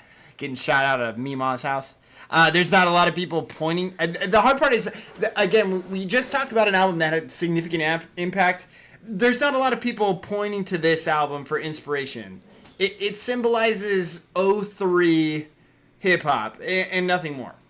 But, I did say thanks, Apple Music, for reminding me to go back through and have fun with 50's best album. It is his best album. It's a lot of fun. It's not a top 100 album, but every song is a banger. No, this album set the tone for hip hop for 4 years.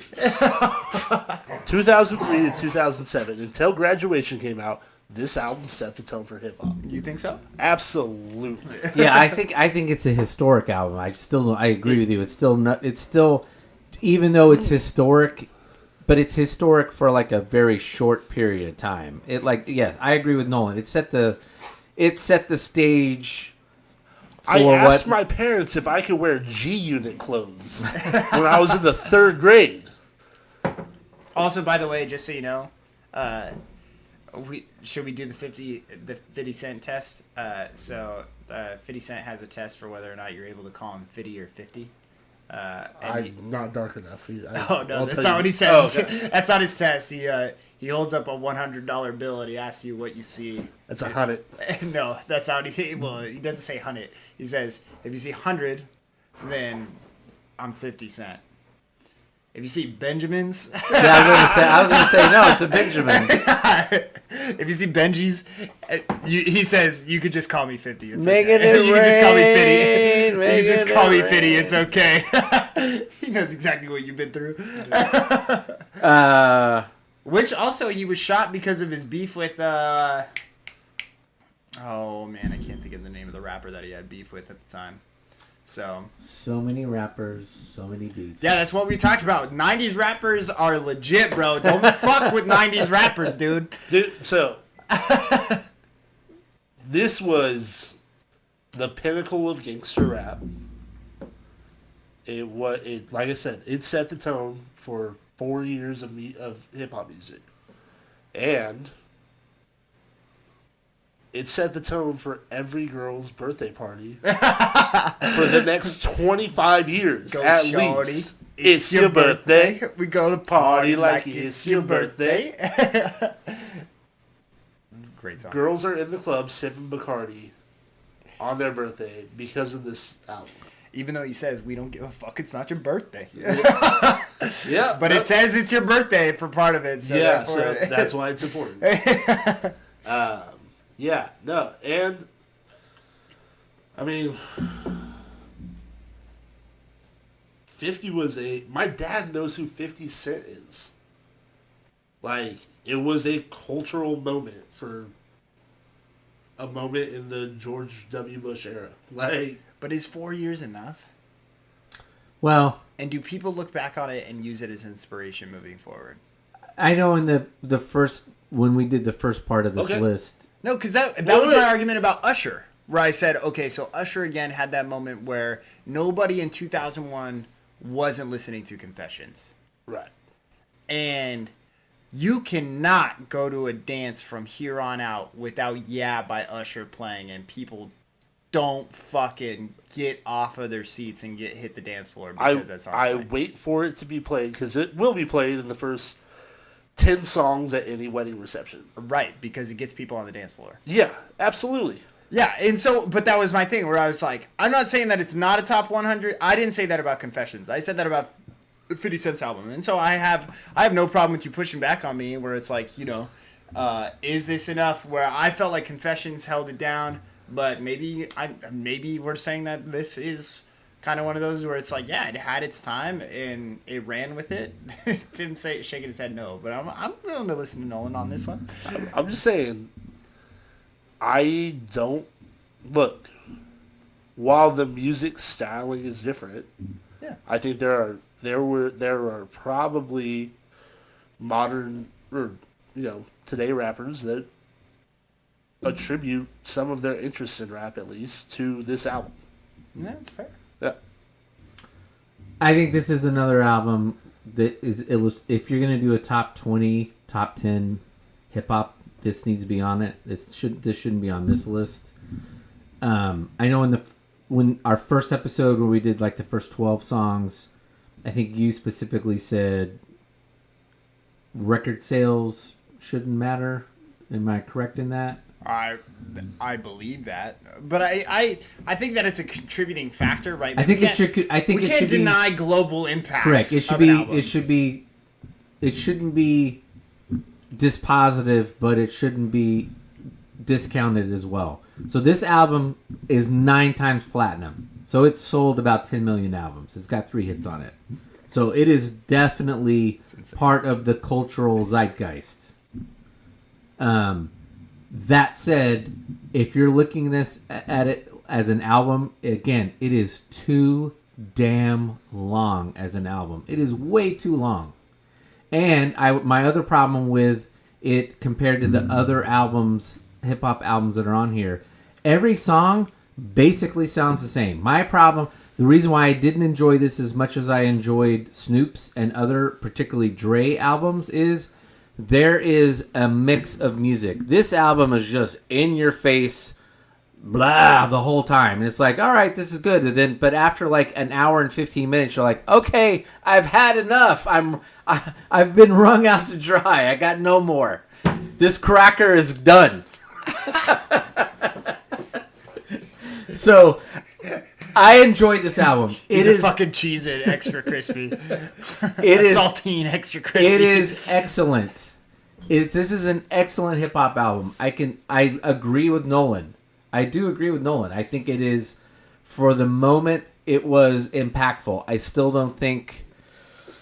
I think it's probably really. If you're not going so heavy on hip hop albums, I think where Rolling Stone has it around 280 is probably where it should be. It's certainly. I mean, if you're if you're on Rolling Stone's top 500 list, all of the albums that are made, just getting 500 is pretty spectacular. Yeah. I don't think it's, if society needs to if society is going to be blown up and it's you and 4 families and you got to save 100 albums, I don't think this is one of them. But it was a hell of a fun time listening to it. I give you that. It's a fun album. Did you guys speak about the demographic we believe created this list in your first episode? We did. Okay. We did. All right, now think about that demographic. We did that with Solange when we got to the Solange album. All right, think about that demographic in 2003. They were probably But that's what I said earlier when I talked about elementary, 80 middle schools. when I talked about Patti Smith, and I said Patti Smith is definitely about impact, whereas it felt like 50 Cent is about what was I listening to at the time. Yep. Like, and where I was like, oh man, I just had this on the radio all the time. Right. Again, I don't necessarily feel like 50 Cent is impactful in today's. And I'll say the same. Well, I have lots to say about album 80. Yeah.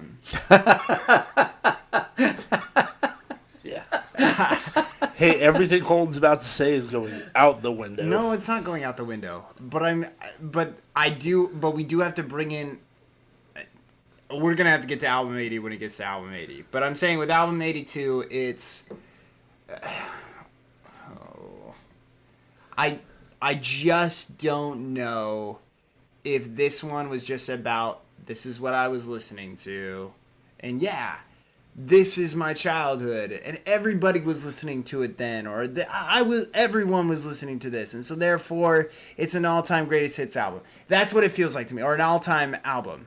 I It just agree. feels like that's what it was. I and it was agree. like, I don't think the music's that innovative. I don't think the lyrics are that innovative. They're not like introspective. This is a party hip hop album. Yeah, it's a party hip hop album. Which is fine, but I don't know. Fantastic. I love it. But I don't know that should be on a top 100. I think there should be a little more. We should reserve the top 100 list for something a little more important than that. And not to push back against what Nolan said, because again, I have no problem with what he said, but also remember, Graduation's not on this list. Yeah. You want to talk about a party hip hop album? Which is the album I was referring to that, that killed gangster rap was Graduation in 2007. And it's not on the list. Which is wild. Which, honestly, I'm okay with because out of the Graduation series, it's my least favorite of the 3. I like Late Registration better, I think. I have no idea what the hell you guys are talking about. That's the only one that you like better? You don't like College Dropout more? I love the College. That's my favorite of the 3.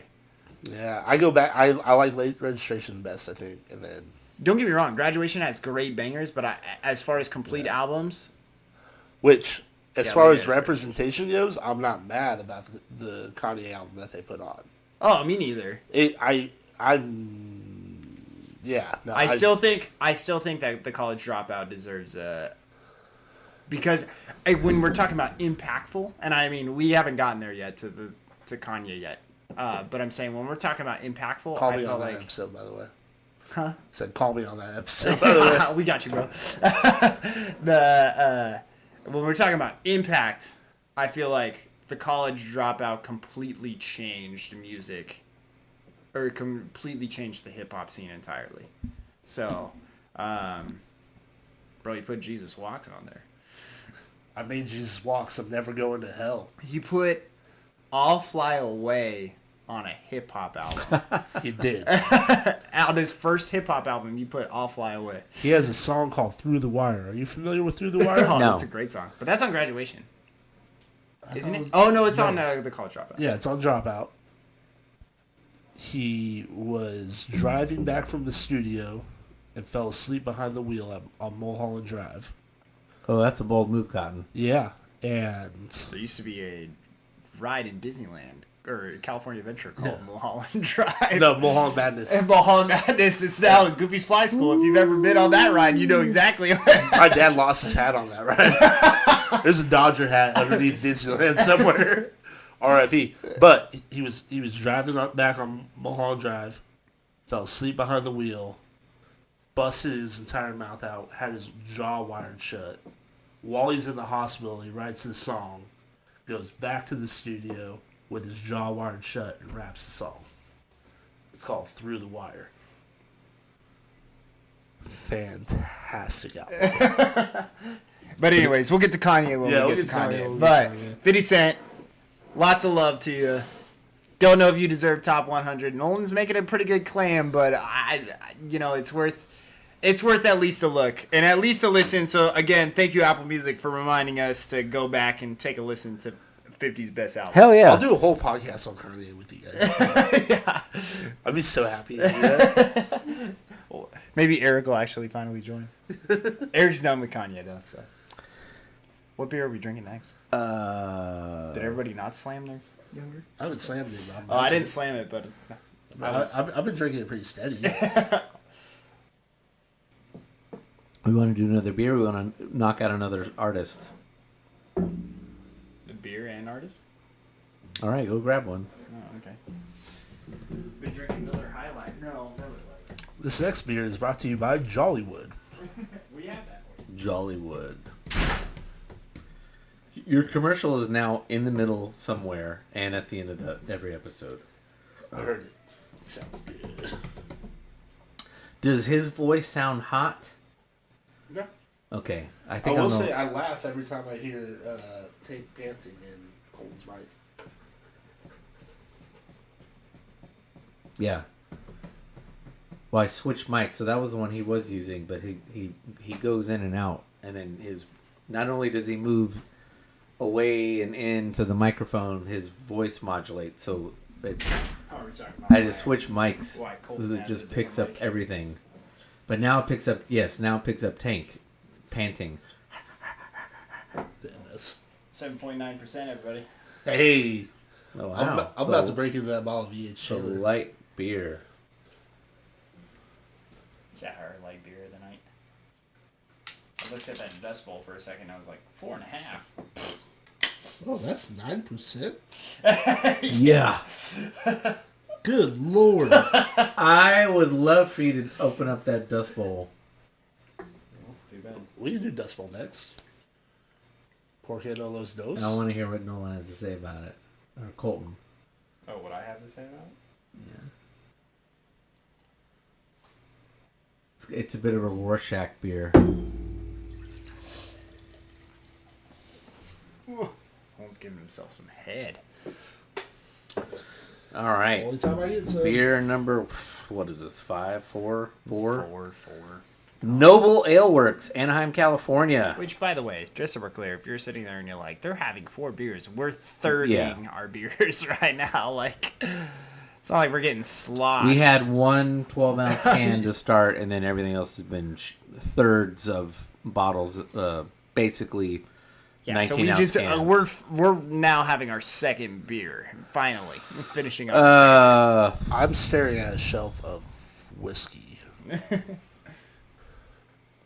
That is getting more tantalizing. Save it for July 4th. Or after the show, post-show cigar.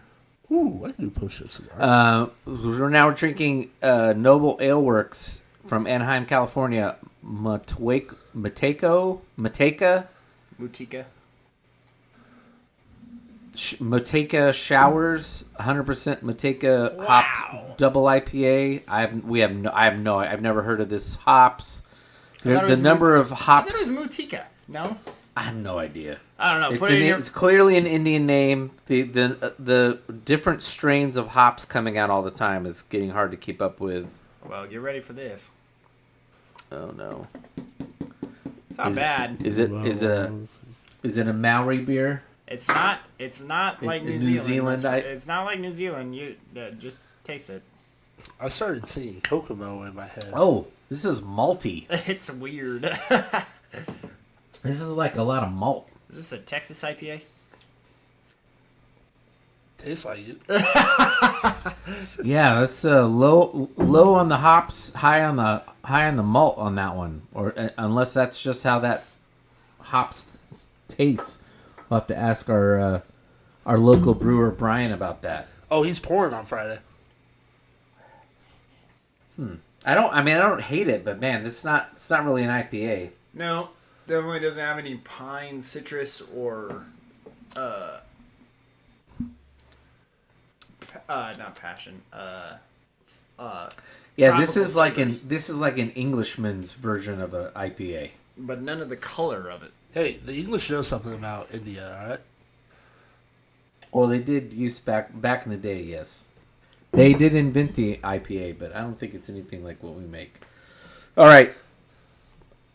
Album 81. I'm so interested to hear what Colton's got to say.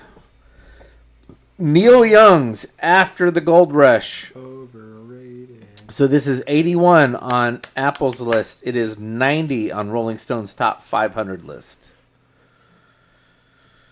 I'm going to say this is album number 2 of the Music Appreciation albums.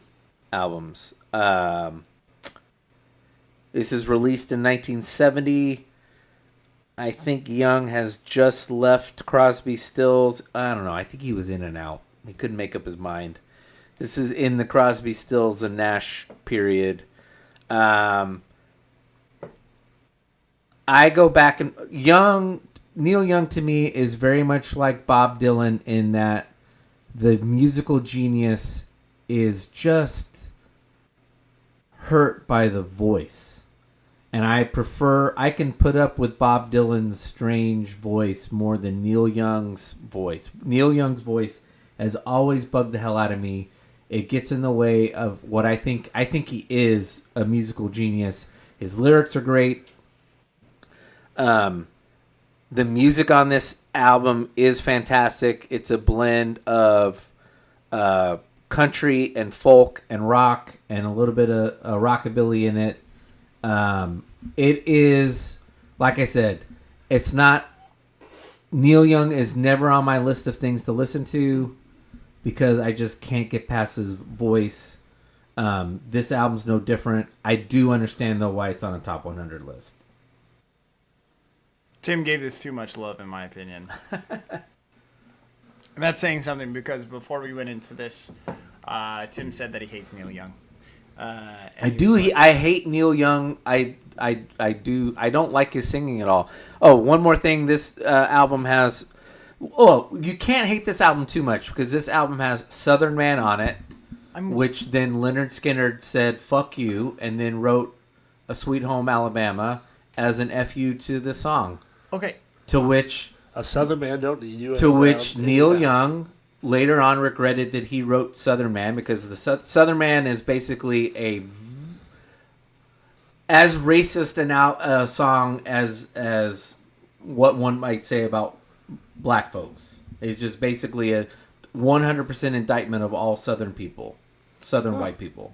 And Leonard Skinner said, "To hell with you," and they wrote "Sweet Home Alabama," which their song kicked its ass. And Neil Young later said, "Yeah, I shouldn't have written that song. That was a gross injustice on my part." So, yeah. So, anyway, so After the Gold Rush and Southern Man are great songs. I'm not gonna say that they're not.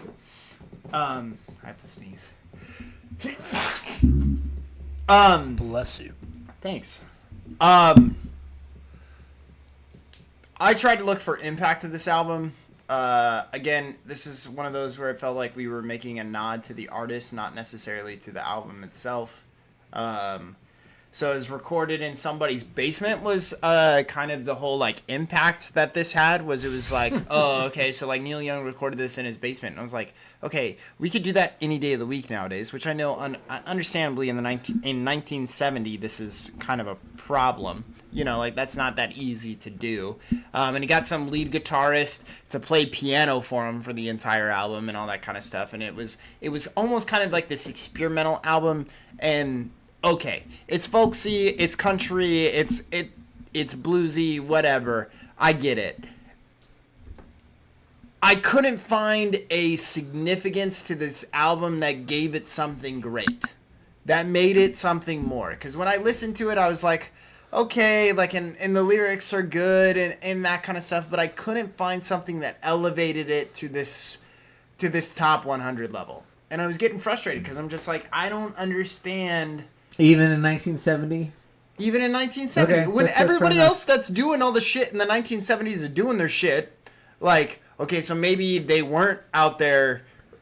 No, you know what? I just said this album should be on the top 100, and you're now that you're talking about it, I would put one of the albums from the band on this list before I would put this album, because that's what they're doing. Yeah. And they're actually better musicians all around. Like Robbie's a better guitar player. What's his name's a better drummer and singer. I mean, everything the band was doing at the time that they're basically doing this kind of music, which is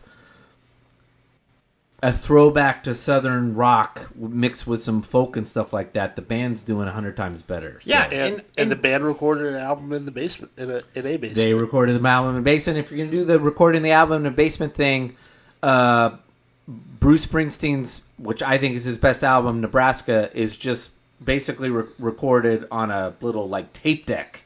Like it's just him playing his, it's 100% acoustic. And it's Bruce at his best because Bruce is a really good lyricist. My problem with Bruce is the same thing I have with Neil Young, although Bruce is easier to listen to. He's a shitty singer.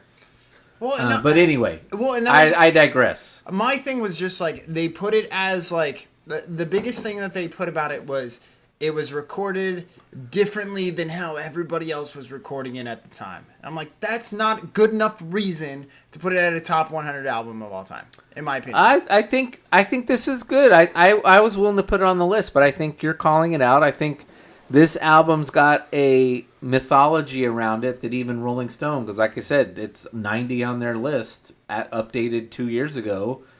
I think it's got a mythology around it that it doesn't deserve because it's Neil Young. He's always been anti-war and blah blah blah blah blah. It's like, okay, like he's got a strange alto male voice and he's a fairly good guitar player. Like, what else has he got going for him?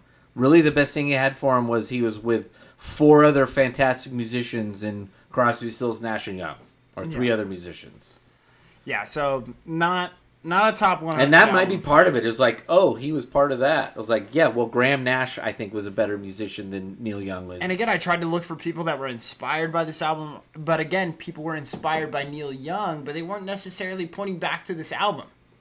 So that's where it felt like it was a nod to the artist as opposed to being a nod to the album itself. And that was one of my biggest frustrations with this list was, did you come to the table ready to talk about albums or did you come to the table ready to talk about artists? Because what it seems like is that it was you came to the table to talk about artists and to advocate for specific artists as opposed to talking about albums. Yeah. So that's my opinion on the Neil Young album. After the Gold Rush, it was fine. It was a Neil Young album. It was a Neil Young album. All right, if you're replacing this album with a album from the band, you're doing From the Big Pink? Yeah. The problem with the band is they left on such a high with that live album. But, you know, you can't really put live albums on the list. But, I mean, that live album, the Last Waltz. That's not true. You could put The Last Waltz The Cowboy Rides Away live. Yeah, from Yeah, it. well, I mean, the last number Waltz one. is one of the great albums of all time. It's they've announced to everyone they're quitting to which everyone's like, well, "What are you talking about? You're at your peak." They've got all the top artists at the time popping in and doing appearances. So yeah, but probably in the Pink album. So In the Pink. out of the Pink, Pretty in Pink. How many in the Pink? Is there any in the Stink? All right, next one. Let's see how many more we can get through here before we're done. All right, this one's gonna be fun. When are we done? We call it whatever we call it. Yeah, I mean, we could just go. It's like, are we on a time schedule? No, I mean, we could just keep going and then turn it into like 2 episodes. So, number 80, Eminem's The Marshall Mathers LP. LP1. LP1. Because he made a second one. So, yeah, so I contacted my local therapist after I heard this album. It had been a long time since I heard this album. I'm just going to read my notes. This album is about homosexuals and Vicodin. It's not, you bastard. What's with all the sucking dick? The Stan song. That's What is this album? 20 years ago? The Stan song? the Stan song. The Stan song? Dear Stan. Bro. Stan is hard to listen to. It was hard to listen to at the time. Like, you don't like it, or you mean like the message behind Stan is hard to listen to? No, I like it. It's just hard to I was listen to. like, But it does not. The one that does not age well at all Is Kim. is Kim. Yeah, Yeah. fuck that song. Nobody wants to listen to that shit. That's fair. I am generally against where we go through and we remove like insensitive words, like we remove all the words we don't like out of Blazing Saddles. I will have no problem with that album, that song disappearing from that album. That at the time I was like, okay, I'm gonna keep listening because this is my assignment. I'm gonna keep listening. I know where this is going. I was like, man. And yet, at the same time, the balls to put out an album like that's just so raw and angry. Interscope Records, Aftermath. So, those are my thoughts. I remember when this album came out. I never listened to the album. I can tell you other stuff I was listening to. I certainly knew who Eminem was. That's literally the first time I heard that album. So Eminem inspired a generation of Whites. Whites mainly, and it almost kind of becomes a punk rap album. So it becomes Isn't his style slightly different in the same way you were mentioning Snoop's is? He has a specific. He's the angry white man. Yeah. Well, it's not just angry. He's got a specific He has a very way specific he flow. delivers. Yes, 100%. Which I do enjoy. I mean, I love the movie 8 Mile. I could rewatch that last scene where he does the rap off. You could play that on a loop 8 hours for 8 hours. I'd watch it over and over again. It's great. So Slim has, and this album in particular was actually so he had already put out an album previously, and this album was a direct response to what everybody said about him. It was, Which is his problem. and so he went off on everyone that had something to say. Yes. Yes. By the way, that problem continues 25 years later. Oh yeah, it's. I mean, and he leans into it. I do give him credit. I mean, he's at least self-aware. I mean, at some point, the brother might want to deal with the issue, but he's at least self-aware. I mean, he plays himself in the movie Funny People, where He plays himself in fucking the interview. the interview. Like, yeah, I mean, it's where just he like comes out as gay. completely obsessed with what other people are thinking about him and talking about him, and just on edge. Like, what are you saying about me? What's your problem? So, I mean, yeah. Yeah, and so in this one, but one of the great parts that he's actually trying to pull through this album is he's trying to talk about he keeps talking about bigger social issues, but everybody just wants to be talking about him. He's like, we got bigger issues going on, and you want to talk about the fact that I'm like over what I'm rapping about? And he's like, and you're like, oh, and that's where he's like, I make fight music. I mean, Tom Green fucked a dead moose. Yeah, but that's the theme of the album. It so is, the and real it does Slim come Shady, through. the real Slim Shady is one of the best. Is the song that represents the theme of the album, where it's this idea of you guys are looking at me and saying I'm the problem, because, and this is actually one of the biggest, and why he has the Dick Cheney's wife line in a future album, where she talks about where she went to Congress and cited his lyrics as the reason for kids being violent towards one another, and with Columbine. And he's like, you think that's the fucking problem, is me? Not like mental health or like any of these other issues that are going on. And so a lot of it is very sarcastic. It's satirical. Again, that's represented in Stan, where you have like, you know, this obsessed fan and all this kind of stuff. And he's like, man, dude, how fucked up is you? Like, you know, and it's portrayed throughout the entirety of the album. It's a great message behind the album.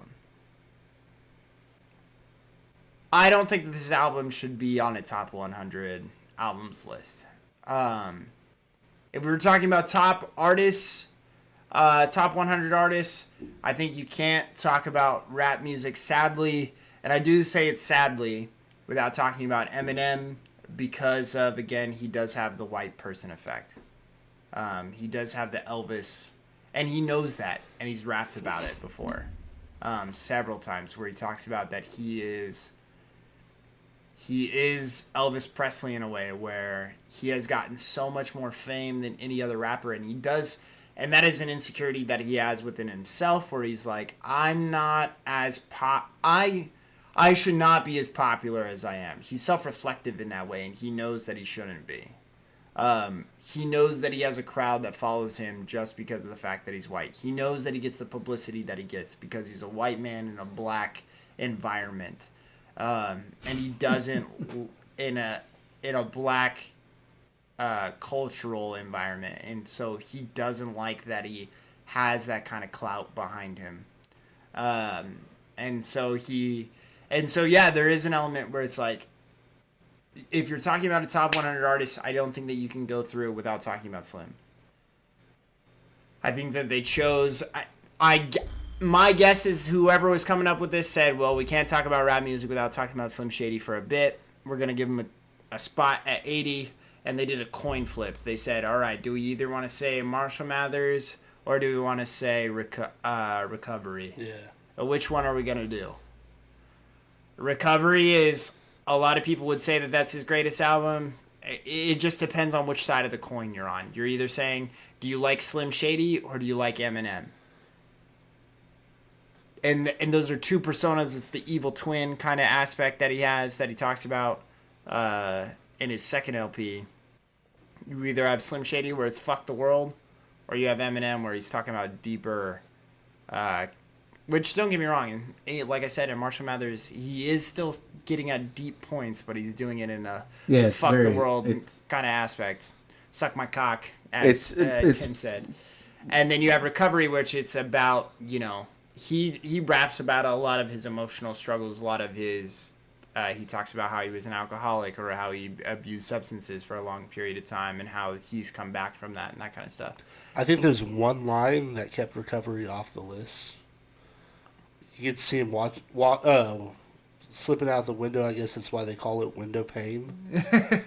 that's on Recovery, and I think that kept it off the list. Oh, yeah, because it's a terrible lyric. It is a terrible lyric. Yeah, this is a provocateurs album, Yeah. which is fine. I mean, I don't mean that as a knock, but it is 100%. Like, if you... I can understand why parents hearing this, like, as they walk past their kid's room or something, were like, what the hell are you listening to? But once you understand... Yeah, it's like... I still think It's like the parents that get upset with their kids watching The Simpsons and being like, "That's so grotesque and so dumb and like it's so bonehead." But it's like, and not that I'm saying that it doesn't have those moments in it, but at the same time, it's so much smarter and it has so much more going on with it than the surface value of what you're saying that it has. My mom wouldn't let me watch The Simpsons, but my dad would. Your dad didn't let you. Your dad got upset when I bought you Eminem's album as a Christmas present. My Christmas present from Colton, like our senior year, was Marshall Mathers LP 2. It was our first year in college, actually. Was it? Yeah, we were in college when that album came out. Yeah, it would have been the. And it was the extended cut. It was, which had Him pissing in the freaking. Yeah, dude, that Asshole. Syndicate had some bangers. Because there was that one, and then there was Asshole. the one with the guy from Fun.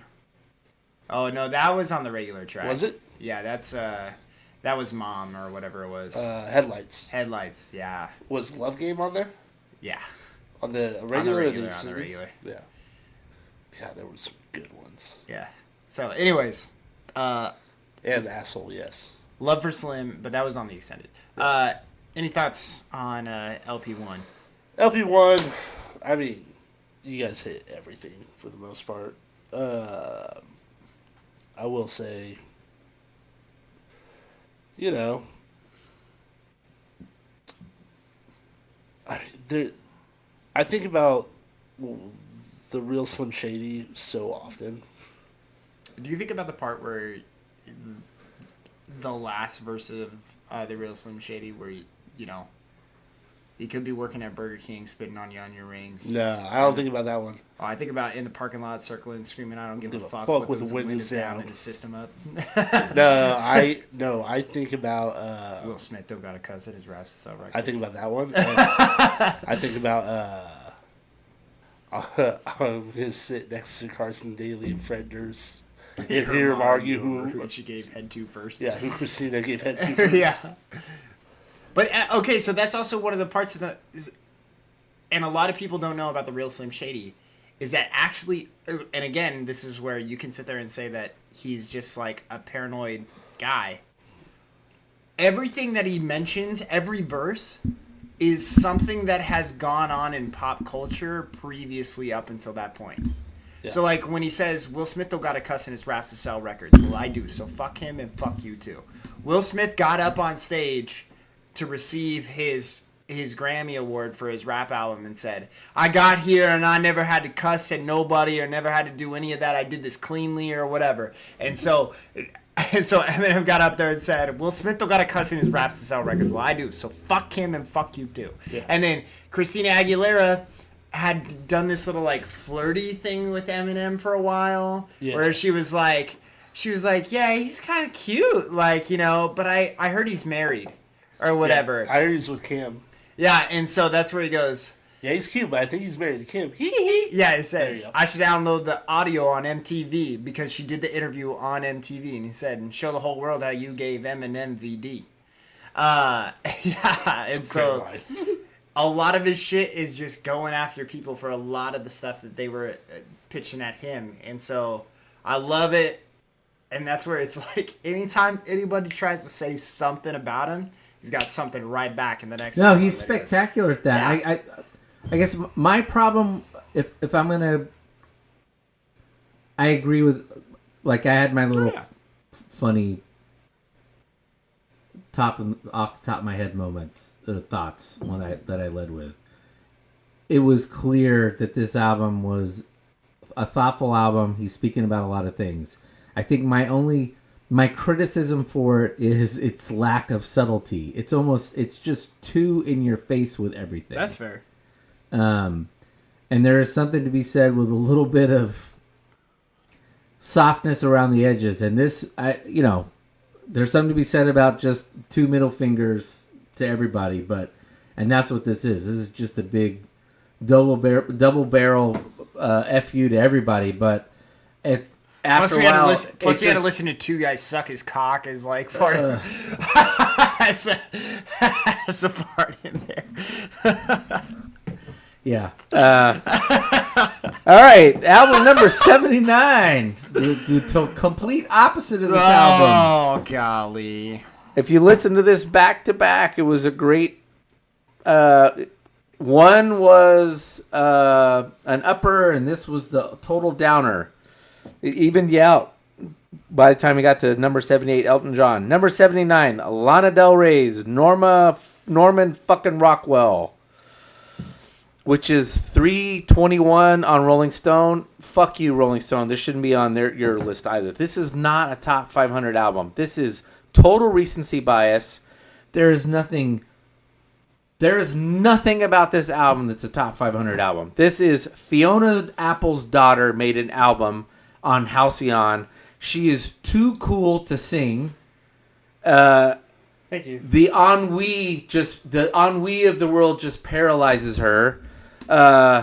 It's just, I mean, I didn't hate the album, but it's also just like, okay, fine, whatever. It's like, I mean, I wouldn't, if someone put it on, I wouldn't be like, oh, hell no, I'm not listening to that. But it's just like, really? This is a top 500 album? You'd probably call him a basic bitch. What do you got, Nolan? Fuck you, Lana Del Rey, and your Eastern European bullshit. She's not Eastern European, but the guy that lived with me my senior year was, and I will soapbox about Lana Del Rey any chance I get, because that guy was an asshole, and he exclusively listened to Lana Del Rey. Oh, Lord. I hate you. I hate your music. You're going to release a country album soon, and I think it's going to be fantastic, and I will not listen to it. You are the worst because you ruined my senior year of high school. All of my anger is misplaced. I know that. I don't care. I don't like you. I don't like Helena Bonham Carter, and I definitely don't like Russia now. This is Alex Bowman hatred right here. It is. He said now. Yeah, I didn't like Russia before. But the kid wasn't even Russian. He was Ukrainian. He was a moron. And he and I got an argument that Russia would have won World War II and the U.S. just slowed him down. And it's just not true. I mean, yeah, history is written by the victors. And guess what? We're the victors. Guess what? I don't give a fuck. The slowdown bit is a little bit extensive. I was like, they might have won World War II without help, but slowed them down. I don't know about that one. Yeah, their military plan is just let the Germans freeze to death. Yeah, right. No. So We got more citizens than they do. yeah. So, in my opinion of Norman fucking Rockwell, 2019 is a crazy time to be throwing out a Lana Del Rey album. Yeah. Because most people that are Lana Del Rey fans will sit there and tell you that 2013 was her prime. They're like, that's... I was a senior in high school in 2013. Yeah, 100%. That's Lana Del Rey's... If you know who Lana Del Rey... Bro, tell me when these songs were played on the fucking radio. I've never heard of any of these. Like, you know, Norman fucking Rockwell, Fuck It, I Love You, Doing Time, and Cinnamon Girl. Like... And I don't know, I've been teaching high school since 2019. I've never heard... Have you really? Yeah. Wow. I just wrapped up my 5th year of teaching. I moved back to Cincinnati in 2019. There you go, bro. Yeah, so I've been teaching high school that entire time, and I've never heard anybody listen to any of these songs. And those are her most popular songs on that album. So you can't sit there and tell me that this was a really popular album. And then on top of that, I'm not going to hit on her too much, because I feel like there's been enough hate. I will say that this album I had no hopes for whatsoever. Norman fucking Rockwell came on and I was like, ooh, this is kind of good. I was pretty excited for the rest of the album. The rest of the album put me to fucking sleep. Yeah, no, it's I was stuck on it for like 2 to 3 days because I was just like, oh, dude, I don't want to keep going. And I already didn't like her very much. It's background music. But I listened to the first one and I was like, oh. And I got really excited. And then I continued to listen to the rest of the album and I was like, oh. This shit sucks. Yeah. Tell him, Tank. Shit fucking sucks. So no, it doesn't belong on the top 100 album. The fact that you put a 2019 album on here after you already hit me with the Juice World in fucking 2017, or no, it wasn't Juice World, it was fucking Astro World. In 2017, you're gonna hit me with this shit in 2019? Fucking bullshit. This shit was so boring. I was like, no way you're sitting there and tell. And here was the shit. Here was the research that I did, and they were like, oh, this is what makes it. It was just her lyrics. So her lyrics talked about, like, the corruption of Hollywood. And I was like, how many motherfuckers have already done that shit? Yeah, there wasn't... I mean, that was like... No. So dumb. I didn't... I think I minded the album less than you guys did. I've never listened to this album. He will never listen to this album. No. This is the first time I've listened to a Lana Del Rey album. Something went viral on Twitter a month or two ago about this album. I looked up the album. I looked at it, looked at the track list, and I said, all right. And never went back to it. Yeah, it is... Colton's right. It is a slow, dreary album. Which is... And... Again, hey, I like slow jerk. I'm looking at her top songs on Apple Music right now. She has one song from that album in her top 10 songs. Right. So what is it about this? And it was just talking about the Hollywood experience. That was literally all that I could find about why they decided to put it in the top 100. Look, like I said, this is the only album of hers I've listened to. I haven't bothered to listen to more. If this is the album you're telling me, Apple, that you think this is her best album, again, sorry, Fiona Apple did this album 20 years ago. So, which is why I said this. Oh, Fiona Apple had a teenage daughter, and she decided to do an album. The voice sounds similar. The issue, the lyrics. She says her A's. The lyrics are. Maybe we're just all misogynists. Nope. No. There's a chance. Colton's on my side here. I recognize that when I listen to these albums, where I'm like, do I just not like female vocals? Because I do question that sometimes, where I'm like, is there something about female vocals? It doesn't make you a misogynist. I don't know, that's fine, but it does. Like, I did have kids who were like, what do you listen? And if you look at what I listen to, it's predominantly male dominated as far as male vocals. So all right, want to move on to the next one? Well, I was gonna say something real quick. I just looked over the next 10 albums, give or take, and I'm not gonna have anything to say for the next 10 albums. I don't know how long you guys have been recording. I don't know where we're at. We're at 2:17. You want to do what? One or two more? yeah, that's fine. Okay. You want to get through Elton John or Madonna? You want to end on a high note or a low note? Well, Because it's Madonna and then Bad Bunny. I was like, then it's Bad Bunny, which actually I don't have terrible things to say about Bad Bunny. It's fine. I could do. Let's get through Bad Bunny and we'll start on 75, Missy Elliott. So okay, there we go. Number 78, Elton John, Goodbye, Yellow Brick Road, which is 112 on Rolling Stone's Top 500. This is the 7th album by Elton John and Bernie Taupin. It was 120 on there? 112. Oh, 112. Yeah, 7th album with John and Taupin, recorded in 1973. I think it was recorded at a...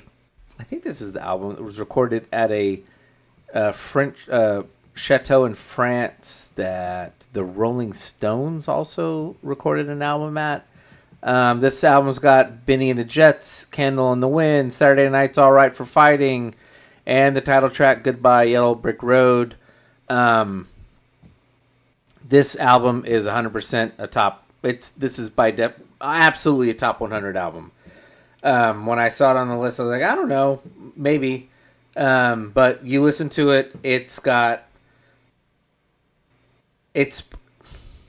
this is a long album, if I'm being honest. I think John, particularly for an album of this time, I think it's over an hour.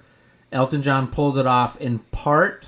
I think he stretches it, but he pulls it off in part because he does some different genres of music. So like the last two, I think, maybe three songs kind of got a country flair to them. Roy Rogers and Social Disease, I think, are both I love country. Roy Rogers, yeah. Yeah, this is absolutely the album's in the Grammy Hall of Fame.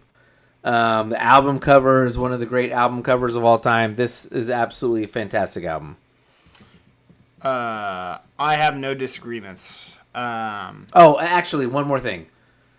There is a theme in this album which I think allows for it to go as long as it does. Because again, if you're gonna do a long album or really a truly great album, I think Colton and I both agree there needs to be something, either the music or the lyrics all kind of tie something together in what one would think of like an opera or something. And this album, Goodbye Yellow Brick Road, is 100% a nostalgia album about childhood and past culture. Yeah. So Benny and the Jets is about a TV show. I think it's about a TV show, performance show. Candle in the Wind is about Marilyn Monroe, which then he rewrote when Princess Diana died. Saturday Night's All Right is all about mod people fighting. I think mod kids fighting. Goodbye Yellow Brick Road is, I think, ode to Wizard of Oz. So yeah, this whole album is like an ode. Bernie Taupin's lyrics are all an ode to a bygone era and youth. Yeah, this album's fantastic. This was one of those albums where I hadn't listened to from beginning to end, and I was so glad that this top 100 countdown was able, or this top 100 Apple Music list reintroduced me to Goodbye Yellow Brick Road, because it was fantastic. I think you talked about it one night on the show a couple weeks ago, and we both kind of talked about it, where definitely one of the best albums on the list so far. Absolutely deserved to be there. It's fantastic. We're both Elton John fans, so we are a little bit biased on that. But I think the lyricism and just the musical instrumentals is just fantastic. Elton John knows how to play piano like a motherfucker, and the music is fantastic. And so I had no problems with anything going on in this album. Like you said, Candle in the Wind, Benny and the Jets, Goodbye Yellow Brick Road, those are all back to back to back on the album. I love the Ballad of Danny Bailey. And then Saturday Night's All Right for Fighting, and Roy Rogers are all great songs on this album. Elton John is an icon. I think that this album I think this is his best album that solidifies who he was and who he is as an artist. So, because it just had such a wide range, and he was an artist who displayed that wide range on a regular basis. This is him. He's matured as a musician. Yes. And this is 73. This is the seventh album, 73. This is insane. Like, this album is crazy on most artists don't have seven really good albums in them. So to be cranking this out for Bernie, I think Bernie wrote this on a vacation in Jamaica or something like that, over 2 weeks. So to crank out the prolific lyrics that are on here, and then Elton to put the music to that, your seventh album, 73. We're still like 5 years away from Elton having his cocaine flame out, where he basically cokes himself out of the music industry, and then doesn't reappear until like 1983, I think, and he has a reemergence. So this is him really peak, but again, most artists don't have 7 good albums in them. For this to be 7, and we're doing this as like one of the top great, to me that just adds to it about how great Elton John is and was. Nolan, anything? I know you didn't listen to the album, but you know those songs. I mean, I don't. Okay. Fairly unfamiliar with Elton John. It's your homophobia. Yeah, all right. Okay. A little bit. Number 77, Madonna, Like a Prayer. Overrated. I listen to Queen, all right? What? I listen to Queen. Overrated. Okay. This album is Overrated. This album is 331 on Rolling Stone, and I don't even think it should be a top 500 list. I don't understand why this album is at all viewed as one of her best albums. Rolling Stone has the Immaculate Collection as number 138 and Ray of Light as number 222. This is not a good album. I don't understand why this is anywhere. This is on the list because this is Madonna working out her daddy issues on an album, basically. There's a lot of daddy issues songs on here. And then there's Spanish Eyes, which is one of the worst songs ever, even though it was a hit. I mean, if you listen to the lyrics, they're some of the most banal. I mean, what I had heard this song many times, and then one of the lyric caught me. And if there is a Christ, he'll come tonight to pray for Spanish eyes. What the hell does that mean? Just so we're clear, and I know that you want to talk about how shitty of a song that is, and that's okay. But I'm gonna let you know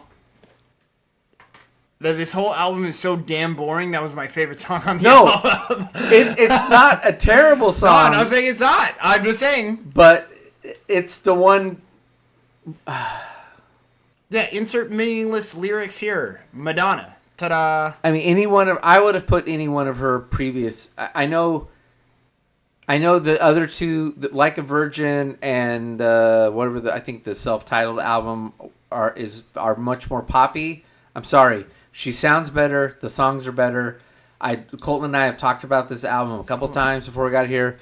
She is not Madonna. Look, folks, Madonna is. If you love Madonna, fine, whatever. Madonna is not a really good singer. She's not. She's okay. And on this album, somebody decided to stretch her vocal range, and it gets stretched in really bad ways on this album. This is not her singing at her best either. This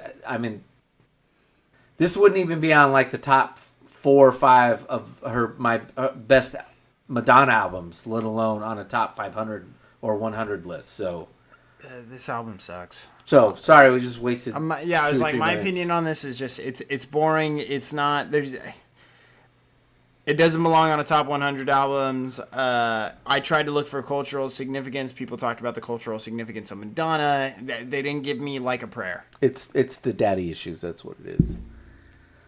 And Which she was very vocal about. And so therefore, it's not worth your time. Again, this is where you showed up to the conversation ready to talk about artists when you should have been talking about albums. When Madonna was younger, when she.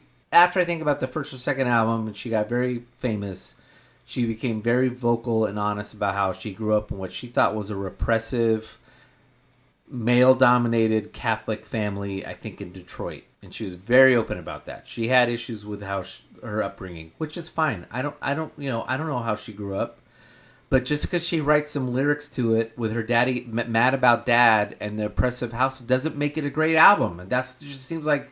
There's a lot of this, like a prayer and blah, blah. I was like, okay, I got it. I don't think anybody ever cared about the lyrics. Nobody was sitting there and saying, oh my gosh. But the music's not even good either. But that's not, so what I'm saying is that I think that this one was, again, it was about the artist and not about the album. It was well, we can't have a top 100 list without the queen of pop, which is Madonna, and so therefore she was a cultural icon, and so Look, therefore folks, we have to include an here's the album thing. of hers. And what was the one that I listened to the most? Oh, it was Like a Prayer, so that's the one that we have to put on the list. This is a good example of some artists are. You can have an artist on your top 100. 50, No, sure. but you can also admit that they didn't put out a very good. They never put out a good album. Yeah, and that's... Madonna did not put out good albums. She put out albums that generated 1 or 2 hits that went crazy and sold a lot of albums because of those hits and took up a tremendous amount of time of airplay on the radio or a tremendous amount of time on MTV. If you went to her... And that, you know what? That's amazing. But that doesn't make it a fantastic, amazing album. And she never put out a great album. If you went to her tour and if you went to one of her shows and she said, "I'm gonna play Like a Prayer from beginning to end," nobody in the crowd would go fucking nuts. No! They want to hear something from Borderline and Like a Virgin and Immaculate. Meanwhile, we went to And U2 Vogue. we went to U2 Joshua Trees, which was sold out at fucking the Rose Bowl. And everybody went nuts because they played the entire Joshua Tree. Yeah, from people start will to go finish. to U2 and see Joshua Tree. People have gone to see Pink Floyd just do Dark Side of the Moon. I went to Reliant Cage Reliant Cage, just to see. yeah, which is their best album. Yeah, it's fire. It's their best album. It's not my favorite album, but it's their best album. All right, number 76. Anatomy of the Tongue Cheek. No, the two wrongs don't make two Oh. lefts don't make a right. But 3 do. But 3 do, yeah. That's a good one. Yeah. Number 76, Bad Bunny. Bad Bunny. Un Verano Sentí, which is not at all on Rolling Stone's top 500 list. They do have 100. It's at number 447. They have X100 Pre or X100 PRE. I don't know what it is, but that's the only Bad Bunny they have. Look, I don't. Whatever. It's Latin club music. It's fine to listen to. But it doesn't. It's not top 100 album. Yeah, this was a box. I didn't hate the album. I enjoyed the album while I was playing, while I was working. It's most of it, if not all of it's in Spanish, so I didn't have to try to work and keep an ear out for lyrics. It's just the music played. It's fine. It's a little too long for club music. After a while, I was like, okay, it's time to leave this club. I've had enough drinks. I've had too many Coronas. It's time to move on. I've had Too many I've had Modelo too many, Negros. rum and cokes. It's time to move on to the shit kicker bar. The cigar lounge the next cigar door. lounge, but it was fine. But come on, what are we doing here? Yeah, this felt like a box check. Where it's like, okay, we gotta have Latin music on here, and yeah, he's been an influential. Put some Pitbull on if you're gonna do a Latin thing. He's been an influential Latin music. NASCAR team owner, Pitbull.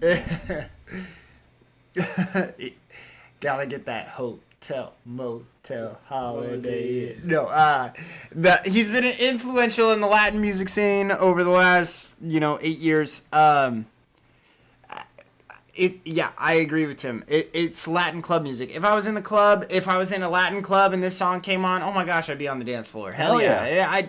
I would love to dance to this I music. appreciate what he does. Yeah, I'd be like, hell yeah. I will try to move my hips to this. I got you.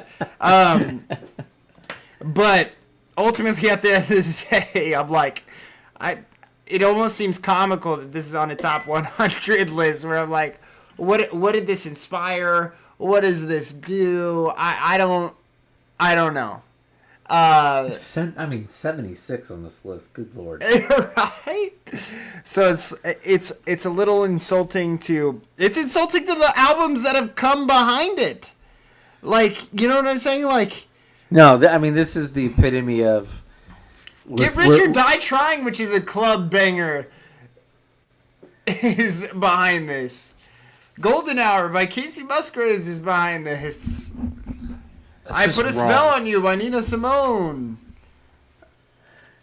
Neil Young saying, "What did I do for Listen, your album to Doggystyle. be ahead of Listen me?" Without Prejudice by George Michael behind this. Yeah. I mean, if you're gonna do a club album, that's essentially a club Untrue album. by Burial is behind this. Oh no, okay, you're gone too far. I know. I knew where I was going. So, anyways, not. I love that. That album was great. I went into that very pessimistic, and I listened to the whole thing, and I was like, oh, I would love to listen to this at a club, and I would dance to it. I actually, when we're from the Central Valley, and so we actually have Spanish music that's pretty regularly played at school dances or even in nightclubs around where we're at. And it's not a problem for me. I actually like they have great drums, rhythm. Like I said, something to move your hips to. My wife was like, "What the fuck are we listening to?" The first time she experienced it in high school, because she went to an all-white Christian school, and then went to a high school dance at Tulare Union, and she was like, "What the fuck is this?" And we're like, "What do you mean? What the fuck is this? This is what we do." They played Waves of Mercy at her school Yes, they did. dances, And she so- swears that they didn't. They fucking did. She's like, "No way we did that." And I was like, "Yes, I was there. I was traumatized." Just like it was a traumatizing experience for the first time that she heard Suavemente on the fucking... but meanwhile, everybody else on the floor went fucking nuts. Just like they all went nuts for Waves of Mercy, Waves of Grace on fucking... in the CBC. Suavemente is a banger song. It's a fire song. So, anyways, Bad Bunny, appreciate the album. It's just not a top 100 album. No. Yeah. All right. I think that's it for tonight. That's it for tonight. We're at 75. We're at 75. Well, we thank you for listening to this episode of the Go to Hell podcast. Please subscribe, rate, and review. Give us those 5-star reviews so the magic algorithm of Apple Music, etc., will give us a higher ranking, and other people can find out that they too can go to hell.